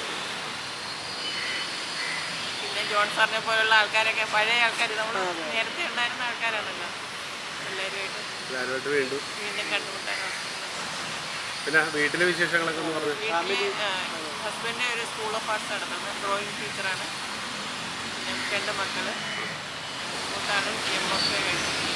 MFA Mavelikara fine arts BFA കഴിഞ്ഞ് തൃപ്പൂണിത്തുറ RLE കോഴ്സ് കഴിഞ്ഞത്. പിന്നെ ഇളയാൾ BTech കഴിഞ്ഞു. MA college Kothamangalam. ഞാൻ ഫാമിലി ബാക്ക്ഗ്രൗണ്ട്. ഇനി MTech ചേരാനായിട്ട് റെഡിയായിട്ട്. പിന്നെ ഇത് കഴിഞ്ഞ് എന്തെങ്കിലും പ്ലാനുകളുണ്ടോ? ഈ റിട്ടയർമെന്റ് ലൈഫ് ആസ്വദിക്കാനായിട്ടുള്ള പരിപാടി എന്താണ്? വീട്ടിൽ തന്നെ ഇരിക്കാനാണ് ഉദ്ദേശിക്കുന്നത്. സ്ഥാപനങ്ങളിൽ വർക്ക് ചെയ്യുന്നതിനേക്കാൾ എന്തെങ്കിലും ഒരു വ്യത്യസ്തത ചേർത്തലപ്പൊടിയിലുണ്ടോ? അങ്ങനെ വീട്ടിൽ ഒരുപാട് സ്ഥാപനങ്ങളിൽ ജോലി ചെയ്തിട്ടുണ്ട്. എല്ലായിടത്തും നല്ല അനുഭവങ്ങളാണ് ഉണ്ടായിട്ടുള്ളത്. മനുഷ്യനാണോ ആഗ്രഹം, അതുകൊണ്ട് ജീവിച്ചിടതിനെ കൊണ്ടാണ്. എന്താണ് അങ്ങനെ ചേർത്തല വന്ന് മനുഷ്യനാകുന്നത്? വീടിനടുത്തുള്ള സ്ഥാപനമല്ലേ എന്ന നിലയിൽ ഞാൻ DTയിൽ ആലപ്പുഴ ജില്ല PSC എഴുതുകയാണെങ്കിലും DTയിൽ 2 വർഷം വർക്ക് ചെയ്യാൻ ഹെഡ്ക്വാർട്ടേഴ്സ് വേക്കൻസി ആയിട്ടാണ്. സലാം sir, Sales sir, Shaimol, Tina, ഇവരൊക്കെ എല്ലാവരുമായിട്ട് നേരത്തെ വർക്ക് ചെയ്യാൻ ഉണ്ടായിട്ടുണ്ടായിരുന്നു. കളമശ്ശേരി കോളേജ്. ഞങ്ങൾ കളമശ്ശേരി കോളേജ് ബിന്ദുപാഠം ഉണ്ടായിരുന്നു. 2013 മുതൽ ബിന്ദുപാഠത്തിനുണ്ട് പരിചയമുണ്ട് എനിക്ക്. ബിന്ദുപാഠത്തിൻ്റെ കീഴിൽ വർക്ക് ചെയ്യാൻ ഒരു ഭാഗ്യമുണ്ടെങ്കിൽ നല്ല അനുഭവമായിരുന്നു. നമ്മുടെ പ്രിൻസിപ്പളുമായിട്ട് നേരത്തെ പ്രിൻസിപ്പളുമായിട്ട് നേരത്തെ വർക്ക് ചെയ്തിട്ടില്ല, ജയകുമാർ സാറുമായിട്ട് നേരത്തെ വർക്ക് ചെയ്തിട്ടുണ്ട്. കേട്ടിട്ടുണ്ട്. ലേഖ ടീച്ചർ, ഏജൽ ടീച്ചർ, ഹെല്ലാൽ സാറിനോട് ശരി വർക്ക് ചെയ്തു. സാറിനെ 2003 മുതൽ പരിചയമുണ്ട്. ഹരിപ്പാട് DHS സാറിനായിട്ട് കണ്ടിട്ടുണ്ട്. സുന്ദാ സാറ്, വൈദ്യ സാറ് ചേർത്തലയിൽ വർക്ക് ചെയ്തിട്ടുണ്ട്. ആന്റണി സാറും ബാബു സാറുമായിട്ട് പരിചയമില്ലാതെ ഇവിടെ വന്നുള്ള പരിചയം. ഇവിടെ വന്നിട്ടുള്ളത്.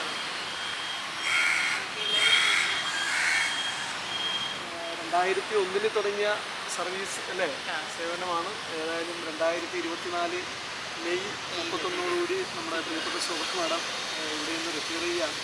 അപ്പോൾ റിട്ടയർമെൻറ്റ് ലൈഫ് എല്ലാവിധത്തിലും നല്ല രീതിയിൽ പാസുരമാകട്ടെ എന്നുകൂടി ഞങ്ങൾ ഈ അവസരത്തിൽ ആശംസിക്കുകയാണ്. ഏതായാലും വളരെ നന്ദി.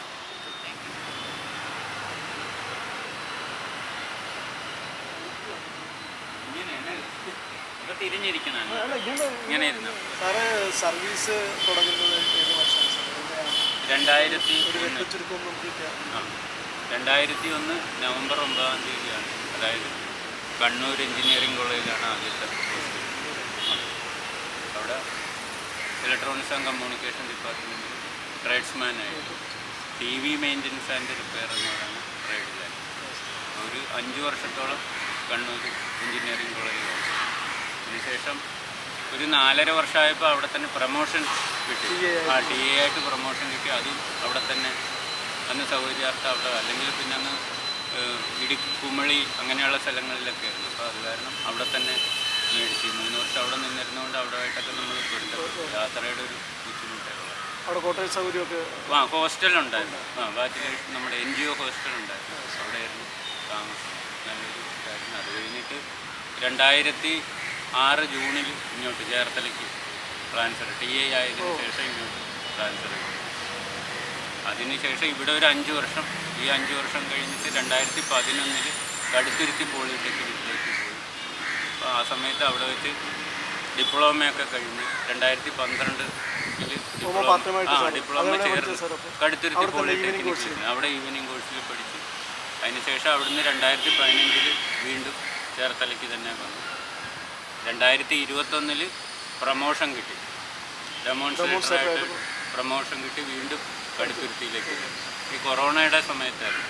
ഇനി 1.5 വർഷത്തോളം അവിടെ സേവനം നടത്തിയതിന് ശേഷം വീണ്ടും തിരിച്ച് ചേർത്തലയിലേക്ക് തന്നെ. ഇപ്പം 3 ടൈമായിട്ട് ചേർത്തലയിലൊരു 11-12 വർഷത്തോളം ഏറ്റവും സർവീസിൻ്റെ ഏറ്റവും കൂടുതൽ കാലം നമ്മുടെ ഈ വീട്ടുമുറ്റത്ത് തന്നെയുള്ള ഈ സ്ഥാപനത്തിലാണ്. ഇതിലും അടുത്തൊരു സ്ഥാപനം വീട്ടിൽ നിന്നൊരു 2 കിലോമീറ്റർ കഷ്ടിയേ ഉള്ളൂ.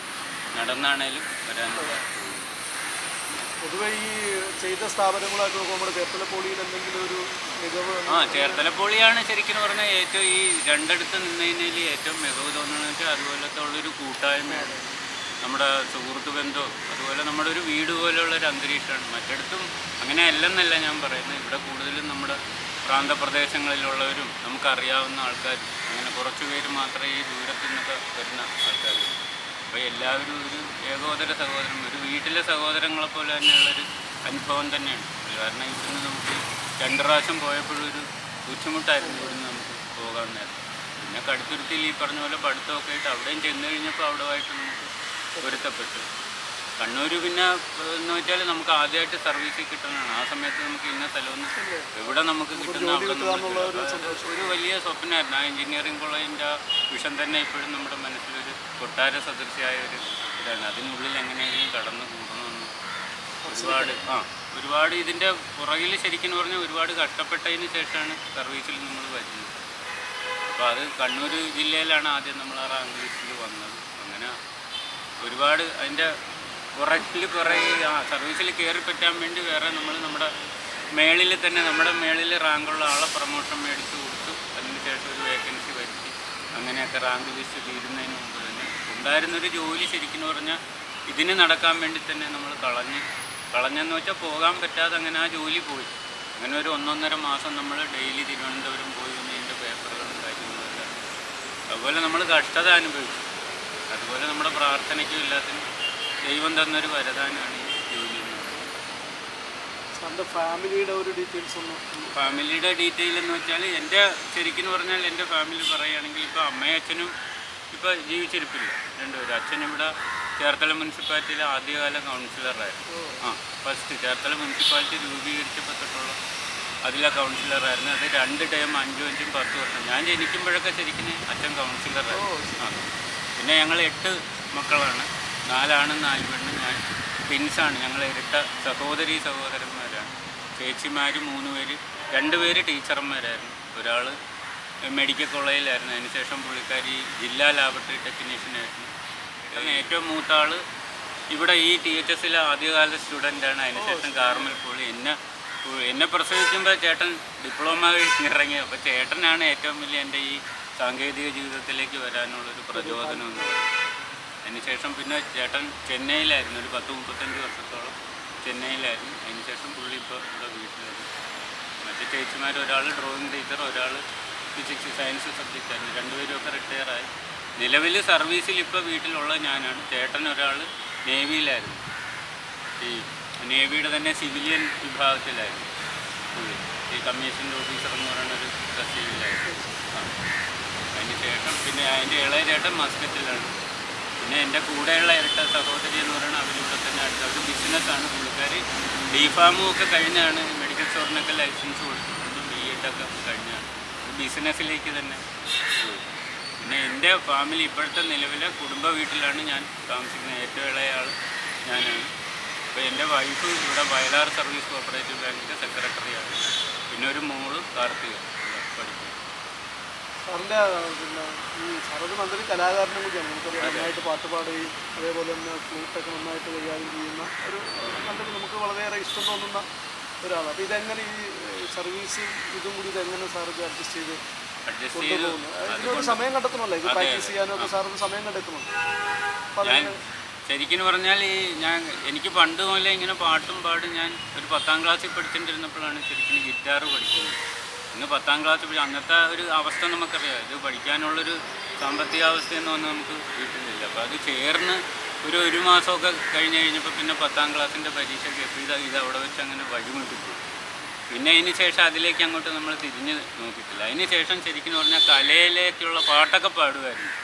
കലയിലേക്കുള്ള ശരിക്കും പറഞ്ഞാൽ നമ്മൾ കൂടുതൽ ഇറങ്ങിത്തിരിക്കണമെന്ന് വെച്ചാൽ കണ്ണൂർ ജോലി കിട്ടിയതിന് ശേഷം അവിടെ അതിനുള്ള സമയം ശരിക്കും പറഞ്ഞുകൊണ്ട് അവിടെ ചെന്ന് കഴിഞ്ഞപ്പോൾ തന്നെ ഈ ഈവനിങ് ഡിപ്ലോമയ്ക്ക് വേണ്ടി ആദ്യം ശ്രമിച്ചു. 3-4 പ്രാവശ്യം അപേക്ഷ കൊടുത്തിട്ടും കാൻഡിഡേറ്റ്സ് കുറവായതുകൊണ്ടന്ന് നടത്തിയത്. അപ്പോൾ അങ്ങനെ വന്നപ്പോൾ ഈ വൈകുന്നേരം 4 മണി കഴിയുമ്പോൾ ക്ലാസ് കഴിയും. പിന്നെ ഈവനിങ് ബാച്ച് ഉണ്ടാവും. അപ്പോൾ അതിന് നമ്മൾ ലാബിൽ ഡ്യൂട്ടി അറ്റൻഡ് ചെയ്യും. എന്നാലും ബാക്കി സമയം നമുക്ക് പറഞ്ഞാണ്. അങ്ങനെ അവിടെ ഒരു സംഗീത വിദ്യാലയം ഉണ്ടായിരുന്നു. അതായത് നമ്മുടെ ഗാനഗന്ധർവനായ യേശുദാസിൻ്റെ ഒരു കസിൻ്റെ ഇൻസ്റ്റിറ്റ്യൂട്ടാണ്. അപ്പോൾ അങ്ങനെ ഒരു ദിവസം അവിടെ നമ്മുടെ കൂടെ അന്ന് പ്രൊമോഷനായിട്ട് വന്നൊരു ശശിധരൻ സാറുണ്ട്. അപ്പോൾ അദ്ദേഹം അവിടെ സംഗീതം പഠിക്കുന്നുണ്ടായിരുന്നു. അപ്പോൾ ഞാനങ്ങനെ സാറിനോട് പറഞ്ഞപ്പോൾ എന്നോട് പറഞ്ഞു അങ്ങനെ ഉണ്ടെങ്കിൽ ഞാൻ കൊണ്ടുപോയി അവിടെ ഇൻട്രൊഡ്യൂസ് ചെയ്യാമെന്ന് പറഞ്ഞു. അങ്ങനെ സാർ അവിടെ എന്നെ കൊണ്ടുപോയി. അപ്പോൾ കൊണ്ടുചെന്നപ്പം അവിടെ പാട്ട് പഠിപ്പിക്കുന്ന ഗുരുനാഥൻ എന്ന് പറയുന്ന ചേർത്തലക്കാരനാണ്. എൻ്റെ ജൂനിയറായിട്ട് ബോയ്സ് ഹൈസ്കൂളിൽ പഠിച്ച ആളാണ്. അപ്പോൾ അങ്ങനെ അവിടെ പോയി ശരിക്കും സംഗീതം പഠിക്കാൻ ആദ്യം ചേർന്നു. അപ്പോൾ പിന്നെ ഒരു ഇൻസ്ട്രുമെൻറ്റ് പഠിക്കണമെന്നുള്ളത് തോന്നി. അപ്പോൾ അന്ന് മുതൽ ഗിറ്റാർ ഈ 15 കിലോമീറ്റർ വരണം കണ്ണൂരിൽ നിന്ന് നമ്മൾ താമസിക്കുന്ന കോളേജിലേക്ക്, ഹോസ്റ്റലിലേക്ക്. അപ്പോൾ ഇതൊക്കെ താങ്ങി പിടിച്ചിട്ട് ഇത്രയും ദൂരം ഈ തിരക്കിനിടയ്ക്ക് പോക്ക് വരും. അപ്പോൾ അങ്ങനെ ആദ്യം ചെന്ന് വയലിൻ പഠിക്കാമല്ലാന്ന് കരുതി വയലിന് പോയി വിലയൊക്കെ പറഞ്ഞു. അപ്പോഴും ഇതും കൊണ്ടുപോക്കും കൊണ്ടുവരും ഒരു വലിയ ബുദ്ധിമുട്ടായപ്പോൾ പണ്ട് മുതലേ വീട്ടിലൊരു ചേട്ടനൊരു ഫ്ലൂട്ട് കൊണ്ടുവന്ന് വന്നിട്ടുണ്ട്. അപ്പോൾ അതിങ്ങനെ ഇരുന്ന് വായിക്കുമായിരുന്നു. അപ്പം ഞാൻ നോക്കിയപ്പോൾ ഇതാവുമ്പോൾ മടക്കി പിടിച്ച് വലിയ ചിലവില്ല. എന്നാൽ ഏറ്റവും വലിയ ഈ ശരിക്കും പറഞ്ഞാൽ നമ്മുടെ ഭാരത ഈ സംഗീതത്തിൻ്റെ ഒരു സൗന്ദര്യം തന്നെയാണ് എല്ലാം കൂടെ. അപ്പം അങ്ങനെ ഫ്ലൂട്ട് പഠിക്കാൻ വേണ്ടി അവിടെ ഒരു സാറിൻ്റെ അടുത്ത് ചെയ്യുന്നത്. അപ്പോൾ അത് ഒരു മഹേഷ് എന്ന് പറയുന്ന ഒരു സാറിൻ്റെ. അപ്പോൾ അദ്ദേഹം ഒരു ബാങ്ക് മാനേജരായിരുന്നു, നോർത്ത് മലബാർ ഗ്രാമീൺ ബാങ്കിൻ്റെ മാനേജരാണ്. ഒരുപാട് ഇൻസ്ട്രുമെൻ്റ് വായിക്കും, മ്യൂസിക് ഡയറക്ടറായിരുന്നു, സ്വന്തമായിട്ട് സ്റ്റുഡിയോ ഉണ്ട്. അപ്പോൾ അങ്ങനെ സാറിൻ്റെ അടുത്ത് ചെന്ന് ശിഷ്യപ്പെട്ട് ശരിക്കും പറഞ്ഞാൽ അവിടെ ഒരു 4 മാസം പോലും എനിക്ക് ഫ്ലൂട്ട് പഠിക്കാനുള്ള സമയം കിട്ടിയില്ല. ആ ടൈമിൽ ഞാൻ ഒരു അവസാന കാലഘട്ടത്തിലാണ് സംഗീതത്തിലേക്ക് തിരിയുന്നത്.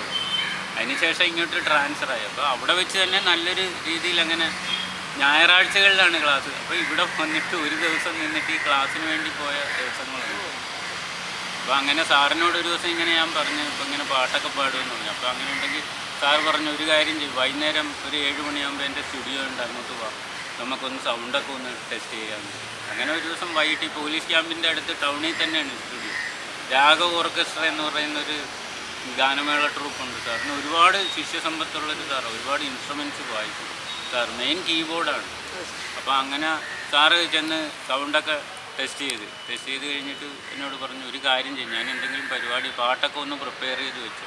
അപ്പോൾ പഴയ പാട്ടുകളാണ് ഞാൻ കൂടുതലും പാടുന്നത്. നമ്മുടെ സൗണ്ട് അതിനൊക്കെ മാറ്റി, കാമുകറ പുരുഷോത്തമൻ്റെ അതുപോലെ ആൻഡ്രോയിഡൊക്കെ സൗണ്ടിന് മാച്ചാണെന്ന് സാറ് പറഞ്ഞു. അതിൻ്റെ ട്രാക്ക് വെച്ചൊക്കെ ഒന്ന് പഠിച്ചോളാൻ പറഞ്ഞു. അങ്ങനെ ഒരു ദിവസം സാറ് ഞാനിങ്ങനെ ക്ലാസ് വരണം, നമുക്കൊരു സ്ഥലം വരെ ഒരു വൃദ്ധസദനമുണ്ട്, അതായത് ഈ ഇൻസ്റ്റിറ്റ്യൂട്ട് നടത്തുന്ന യേശുദാസിൻ്റെ കസിനൊക്കെ പാർട്ട്ണർഷിപ്പുള്ളൊരു സഹൃദയ വൃദ്ധഭവനം എന്ന് പറഞ്ഞ് കണ്ണൂർ ടൗണിൽ തന്നെ വലിയ വലിയ VIP-കളുടെ അച്ഛനും അമ്മമാരെ കൊണ്ടുവന്ന് താമസിപ്പിച്ചിരുന്നു. അപ്പോൾ അങ്ങനെ അവിടെ ചെല്ലണമെന്ന് പറഞ്ഞു. അങ്ങനെ അവിടെ ചെന്നൊക്കെ പാട്ടുപാടി. പിന്നെ അതുപോലെ തന്നെ പിന്നീട് രണ്ടാമത്തെ സാറ് കൊണ്ടുപോകുന്നതെന്ന് വെച്ചാൽ ഇരിട്ടി എന്ന് പറയുന്ന സ്ഥലത്ത്, അവിടെ ഈ നമ്മുടെ ഇവിടുത്തെ കേരളോത്സവം പോലുള്ള പരിപാടിയുണ്ട്, ഇരിട്ടി ഫെസ്റ്റ് എന്നും പറയും. അവിടെ പോലീസ്, പഞ്ചായത്ത് ഇവരെല്ലാം കൂടി കമ്പൈൻഡായിട്ട് നടത്തുന്ന ഒരു കലാസന്ധ്യയൊക്കെയാണ്. അപ്പോൾ അതിൽ വയലാർ സ്മൃതി സന്ധ്യ എന്നും പറഞ്ഞ് ഉള്ള പരിപാടിയിൽ അങ്ങനെ അതിൽ കൊണ്ടുപോയപ്പോൾ പാമ്പുകൾക്ക് മാളമുണ്ട്. ഭയങ്കര അതൊരു വലിയൊരു എന്താണ് നമ്മുടെ സംഗീത ജീവിതത്തിലേക്ക് തന്നെയുള്ളൊരു വലിയൊരു അനുഗ്രഹം തന്നെയായിരുന്നു. എന്ന് വെച്ചാൽ ആ പാട്ട് പാടി കഴിഞ്ഞപ്പോൾ ഭയങ്കര കയ്യടിയും ഭയങ്കര പ്രോത്സാഹനവും എല്ലാം കിട്ടി. പിന്നെ അത് കഴിഞ്ഞൊരു 1 മാസത്തോളം കഴിഞ്ഞപ്പോൾ ഇങ്ങോട്ട് പിന്നെ ട്രാൻസ്ഫറായി പോയി. പിന്നെ ഇത് മുടക്കിയില്ല, ഞാൻ ഇവിടെ വന്ന ഉടനെ തന്നെ പിന്നെ ക്ലാസിക്കലായിട്ട് പഠിക്കാൻ വേണ്ടി വിവേക് ഷേണായി എന്ന് പറയുന്ന ഒരു സാറിൻ്റെ അടുത്തായിരുന്നു. അതിപ്പോഴും നിലവിൽ തുടർന്ന് പോരുന്നത്. ഇപ്പോഴും ഒരു സ്റ്റുഡൻറ്റ് തന്നെ. വേറെ സാറന്മാരുടെ അടുത്തും പിന്നെ ഓൺലൈനായിട്ടും പഠിക്കുന്നുണ്ട്, പാട്ട് പരിപാടിയൊക്കെ നമ്മൾ ചെയ്യുന്നുണ്ട്.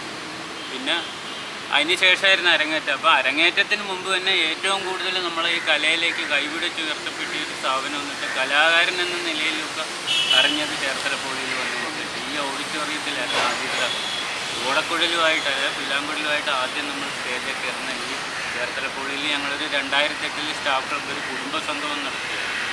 ഈ കുടുംബസംഗമത്തിൽ അന്ന് ഒരു പാട്ട് വായിക്കാൻ വേണ്ടി നമ്മുടെ ബഹുമാന്യനായ അന്നത്തെ NSS പ്രോഗ്രാം, ഇപ്പോൾ എന്നോടൊപ്പം തന്നെ സർവീസിൽ നിന്ന് പോകുന്ന കടുത്തുരുത്തിയിൽ ജോലി നമ്മുടെ ഷാജിമോൻ സാർ, അദ്ദേഹമാണ് നമ്മൾ കൈപിടിച്ച് ആദ്യമായിട്ട് ഈ സ്റ്റേജിൽ കയറ്റുന്നത്. അപ്പോൾ ഇന്നുവരെ പിന്നെ വെച്ചടി കയറ്റായിരുന്നു. ഇന്നുവരെ നമുക്കൊരു ഇത് വന്നിട്ടില്ല, ഒരു ബുദ്ധിമുട്ട് അനുഭവിക്കപ്പെട്ടിട്ടില്ല, നല്ല രീതിയിൽ പോകും. അപ്പോൾ എല്ലാം കൊണ്ടും എൻ്റെ ജീവിതത്തിലെ ഏറ്റവും കൂടുതൽ ഐശ്വര്യം എനിക്ക് കിട്ടിയിരിക്കണം എന്ന് വെച്ചാൽ ചേർത്തല പോളിയാണ്. സ്വന്തമായിട്ട് എൻ്റെ വീടിൻ്റെ പേരിലേക്ക് എനിക്ക് വീട് കിട്ടി, എൻ്റെ ഭാര്യയ്ക്ക് ജോലി, വാഹനം, അങ്ങനെ ഒരുപാട് എല്ലാ ഐശ്വര്യവും ഈ ചേർത്തല പോളി വന്നതിന് ശേഷം. ഈ റിട്ടയർമെൻറ്റ് ലൈഫ് എന്താണ് സാറിൻ്റെ ഒരു ഭാവി പ്ലാൻ എന്താണ്? ഭാവി പ്ലാൻ എന്ന് വെച്ചാൽ എൻ്റെ മെയിനായിട്ട് ഞാനൊരു ടെക്നീഷ്യനായിരുന്നു, ഒരു സർവീസ് ഫിലിപ്സ് കമ്പനിയുടെ ഒരു ടെക്നീഷ്യനായിരുന്നു. അതിന് ശേഷമാണ് ഞാൻ ഈ ഗവൺമെൻറ് സർവീസിലേക്ക് വരുന്നത്. അവിടുത്തെ അന്ന് നമ്മൾ ഈ ജോലിയിലെന്ന് വെച്ചാൽ ഒരു സെക്യൂറായിട്ടുള്ളൊരു ഇതായിട്ട് നമുക്ക് തോന്നുന്നില്ല. ഇന്ന് ജോലി ചെയ്ത് പോന്നിട്ട് നാളെ ചെല്ലുമ്പോൾ ജോലി ഉണ്ടാകണമെന്നില്ല, അങ്ങനത്തെ ഒരു അവസ്ഥയായിരുന്നു. അങ്ങനെയാണ് നമ്മൾ, അതുമല്ല പണ്ട് പോലെ ഗവൺമെൻറ് ജോലി നമ്മുടെ ഒരു സ്വപ്നം തന്നെ.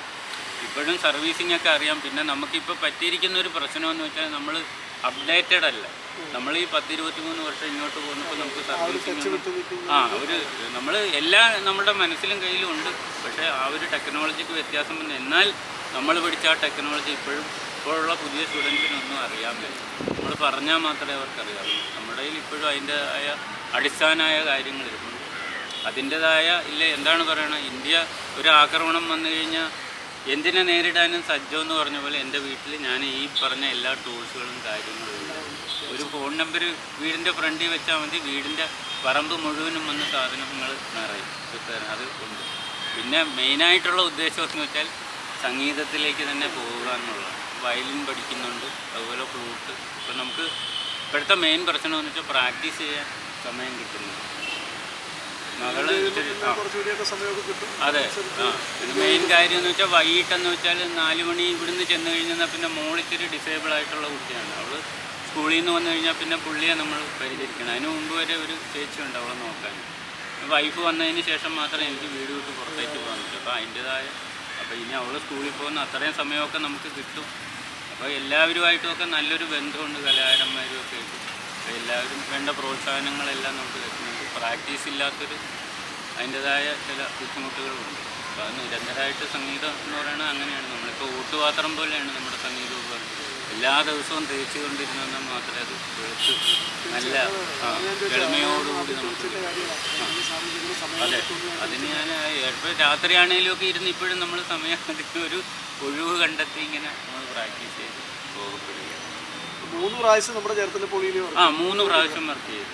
എങ്ങനെയുണ്ട് ഈ 3 പ്രാവശ്യത്തിനേക്കാളും അതാ എല്ലാ പ്രാവശ്യവും ഒരേപോലെ തന്നെയാണ്? എന്തെങ്കിലും വ്യത്യാസങ്ങൾ ഉണ്ടായിട്ടുണ്ട്. ആദ്യം വർക്ക് ചെയ്ത ആ ഒരു രീതിയല്ലായിരുന്നു രണ്ടാമത്തെ തലം. ആ രണ്ടാമത്തെ തലം മുതലല്ലേ പോയി. ആദ്യത്തെ എന്ന് വെച്ചാൽ ഈ 3 ബ്രാഞ്ചുകൾ ഇത്രയും സൗകര്യങ്ങളില്ല, അപര്യാപ്തമായിരുന്നു. അപ്പോൾ സ്റ്റാഫ് അതിനുശേഷം ലിസി ടീച്ചർ ട്രാൻസ്ഫറായി പോയതിനു ശേഷം നമ്മുടെ ജോൺ സാർ ഇപ്പോൾ ജോൺ സാറ് ഞാനും അതിനുശേഷം സാറ് റിട്ടയറായി കഴിഞ്ഞപ്പോഴാണ് ഞാൻ പിന്നെ കടുത്തുരുത്തിലേക്ക് പോകുന്നത്. അപ്പോൾ അന്ന് കുറവാണ്. ഇത്രയും സ്നേഹബന്ധങ്ങളും സുഹൃത്ത് ബന്ധങ്ങളും ഉണ്ട്. അന്ന് എന്ന് വെച്ചാൽ നമ്മുടെ പ്രായക്കാരായിട്ടുള്ളവരാരുമില്ല, എല്ലാവരും സീനിയേഴ്സാണ്. അപ്പോൾ അതിൽ ഒരു ഡിസ്റ്റൻസ് നമ്മളിങ്ങനെ അവരെല്ലാവരും നമ്മളോട് ഭയങ്കര സ്നേഹവും കാര്യങ്ങളും ഒക്കെ ആയിരുന്നു. എന്നാലും ആ ഒരു ബഹുമാനവും ഒരു സ്നേഹവും ഉണ്ടായിരുന്നു. പക്ഷേ രണ്ടാം തവണ വന്നപ്പോഴെന്ന് വെച്ചാൽ അതൊന്ന് മാറി മറിഞ്ഞ് എല്ലാവരും സമപ്രായക്കാർ, നമ്മളെയും ജൂനിയേഴ്സായിട്ടുള്ളവർ അങ്ങനെയൊക്കെ വന്നപ്പോൾ കുറേ കൂടി അങ്ങ് ജോളിയായി കാര്യം. പിന്നെ ഇപ്പോൾ വന്നപ്പോഴും അന്നുണ്ടായിരുന്നവർ പലരും ഇപ്പോൾ ഉണ്ട്. പിന്നെ ഇപ്പോൾ എൻ്റെ കൂടെയുള്ളതെന്ന് വെച്ചാൽ ഷിജുമോനാണ്. ഞങ്ങൾ ഒരുമിച്ച് പഠിച്ചവരാണ്. അപ്പോൾ അതിൽ ഏറ്റവും വലിയൊരു സന്തോഷം എന്ന് വെച്ചാൽ ഞങ്ങൾ അന്ന് ഡിപ്ലോമയ്ക്ക് പഠിച്ചവരിൽ ആദ്യം പ്രമോഷൻ കിട്ടുന്ന ശരിക്കും ഷിജുമോനാണ്. അപ്പോൾ അത് ഒരു ഏറ്റവും വലിയൊരു സന്തോഷം തരുന്നൊരു കാര്യമാണ്. പിന്നെ ഷിജുമോനോടൊത്തൊക്കെ നമുക്ക് വർക്ക് ചെയ്യാൻ പറ്റി. പിന്നെ 3-5 ബ്രാഞ്ച് ഇവിടെ വന്നു. ഒരുപാട് കുട്ടികളായി.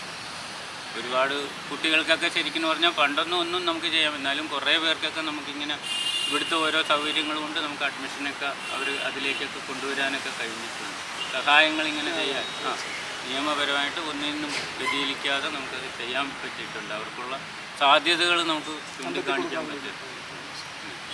അങ്ങനെയൊക്കെ അതൊക്കെ ഒരു വലിയ സന്തോഷമാണ്.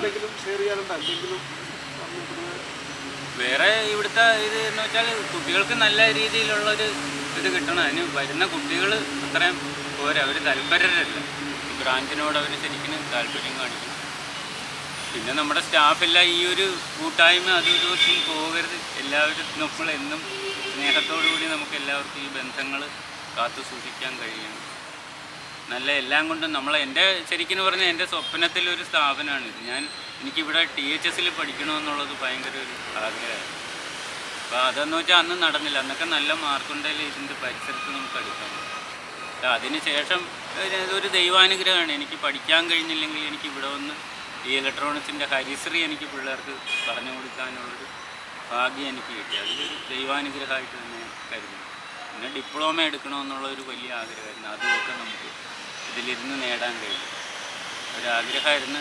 അതായത് ഏറ്റവും നല്ല നമ്മുടെ സാങ്കേതിക വിദ്യാഭ്യാസത്തിൽ തന്നെ ഏറ്റവും ഉന്നത വിദ്യാഭ്യാസം നേടിയവരാണ് ഇവിടെയുള്ള MTech, അതിൽ ഡോക്ടറേറ്റ്, BTech. അപ്പോൾ അവരോടൊത്തൊക്കെ അതായത് മുല്ലപ്പൂമ്പൊടി ഏറ്റ് കിടക്കുന്ന കല്ലിനും ഉണ്ടാകുന്ന സൗരഭ്യം എന്ന് പറഞ്ഞ പോലെ അവരോടൊത്ത് നമുക്ക് ജോലി ചെയ്തപ്പോൾ തന്നെ നമുക്ക് അതിൻ്റെതായ ഒരു ഉണർവും ഒരു ഊർജവും എല്ലാം നമുക്ക് കിട്ടിയിട്ടുണ്ട്. അപ്പോൾ എല്ലാം കൊണ്ടും സംതൃപ്തമാണ്. സംതൃപ്തിയോടുകൂടി തന്നെ. അപ്പോൾ വളരെ സന്തോഷം സാറ്. 2001 കണ്ണൂർ എഞ്ചിനീയറിംഗ് കോളേജിൽ നിന്നും സർവീസ് ആരംഭിച്ച സാറ് ഇപ്പോൾ 2024 മെയ് 31 നമ്മുടെ ചേർത്തല കോളേജിൽ നിന്ന് വിരമിക്കുകയാണ്. എല്ലാവിധ ആവുന്ന ദിവസത്തിൽ കൂടിയാണ്.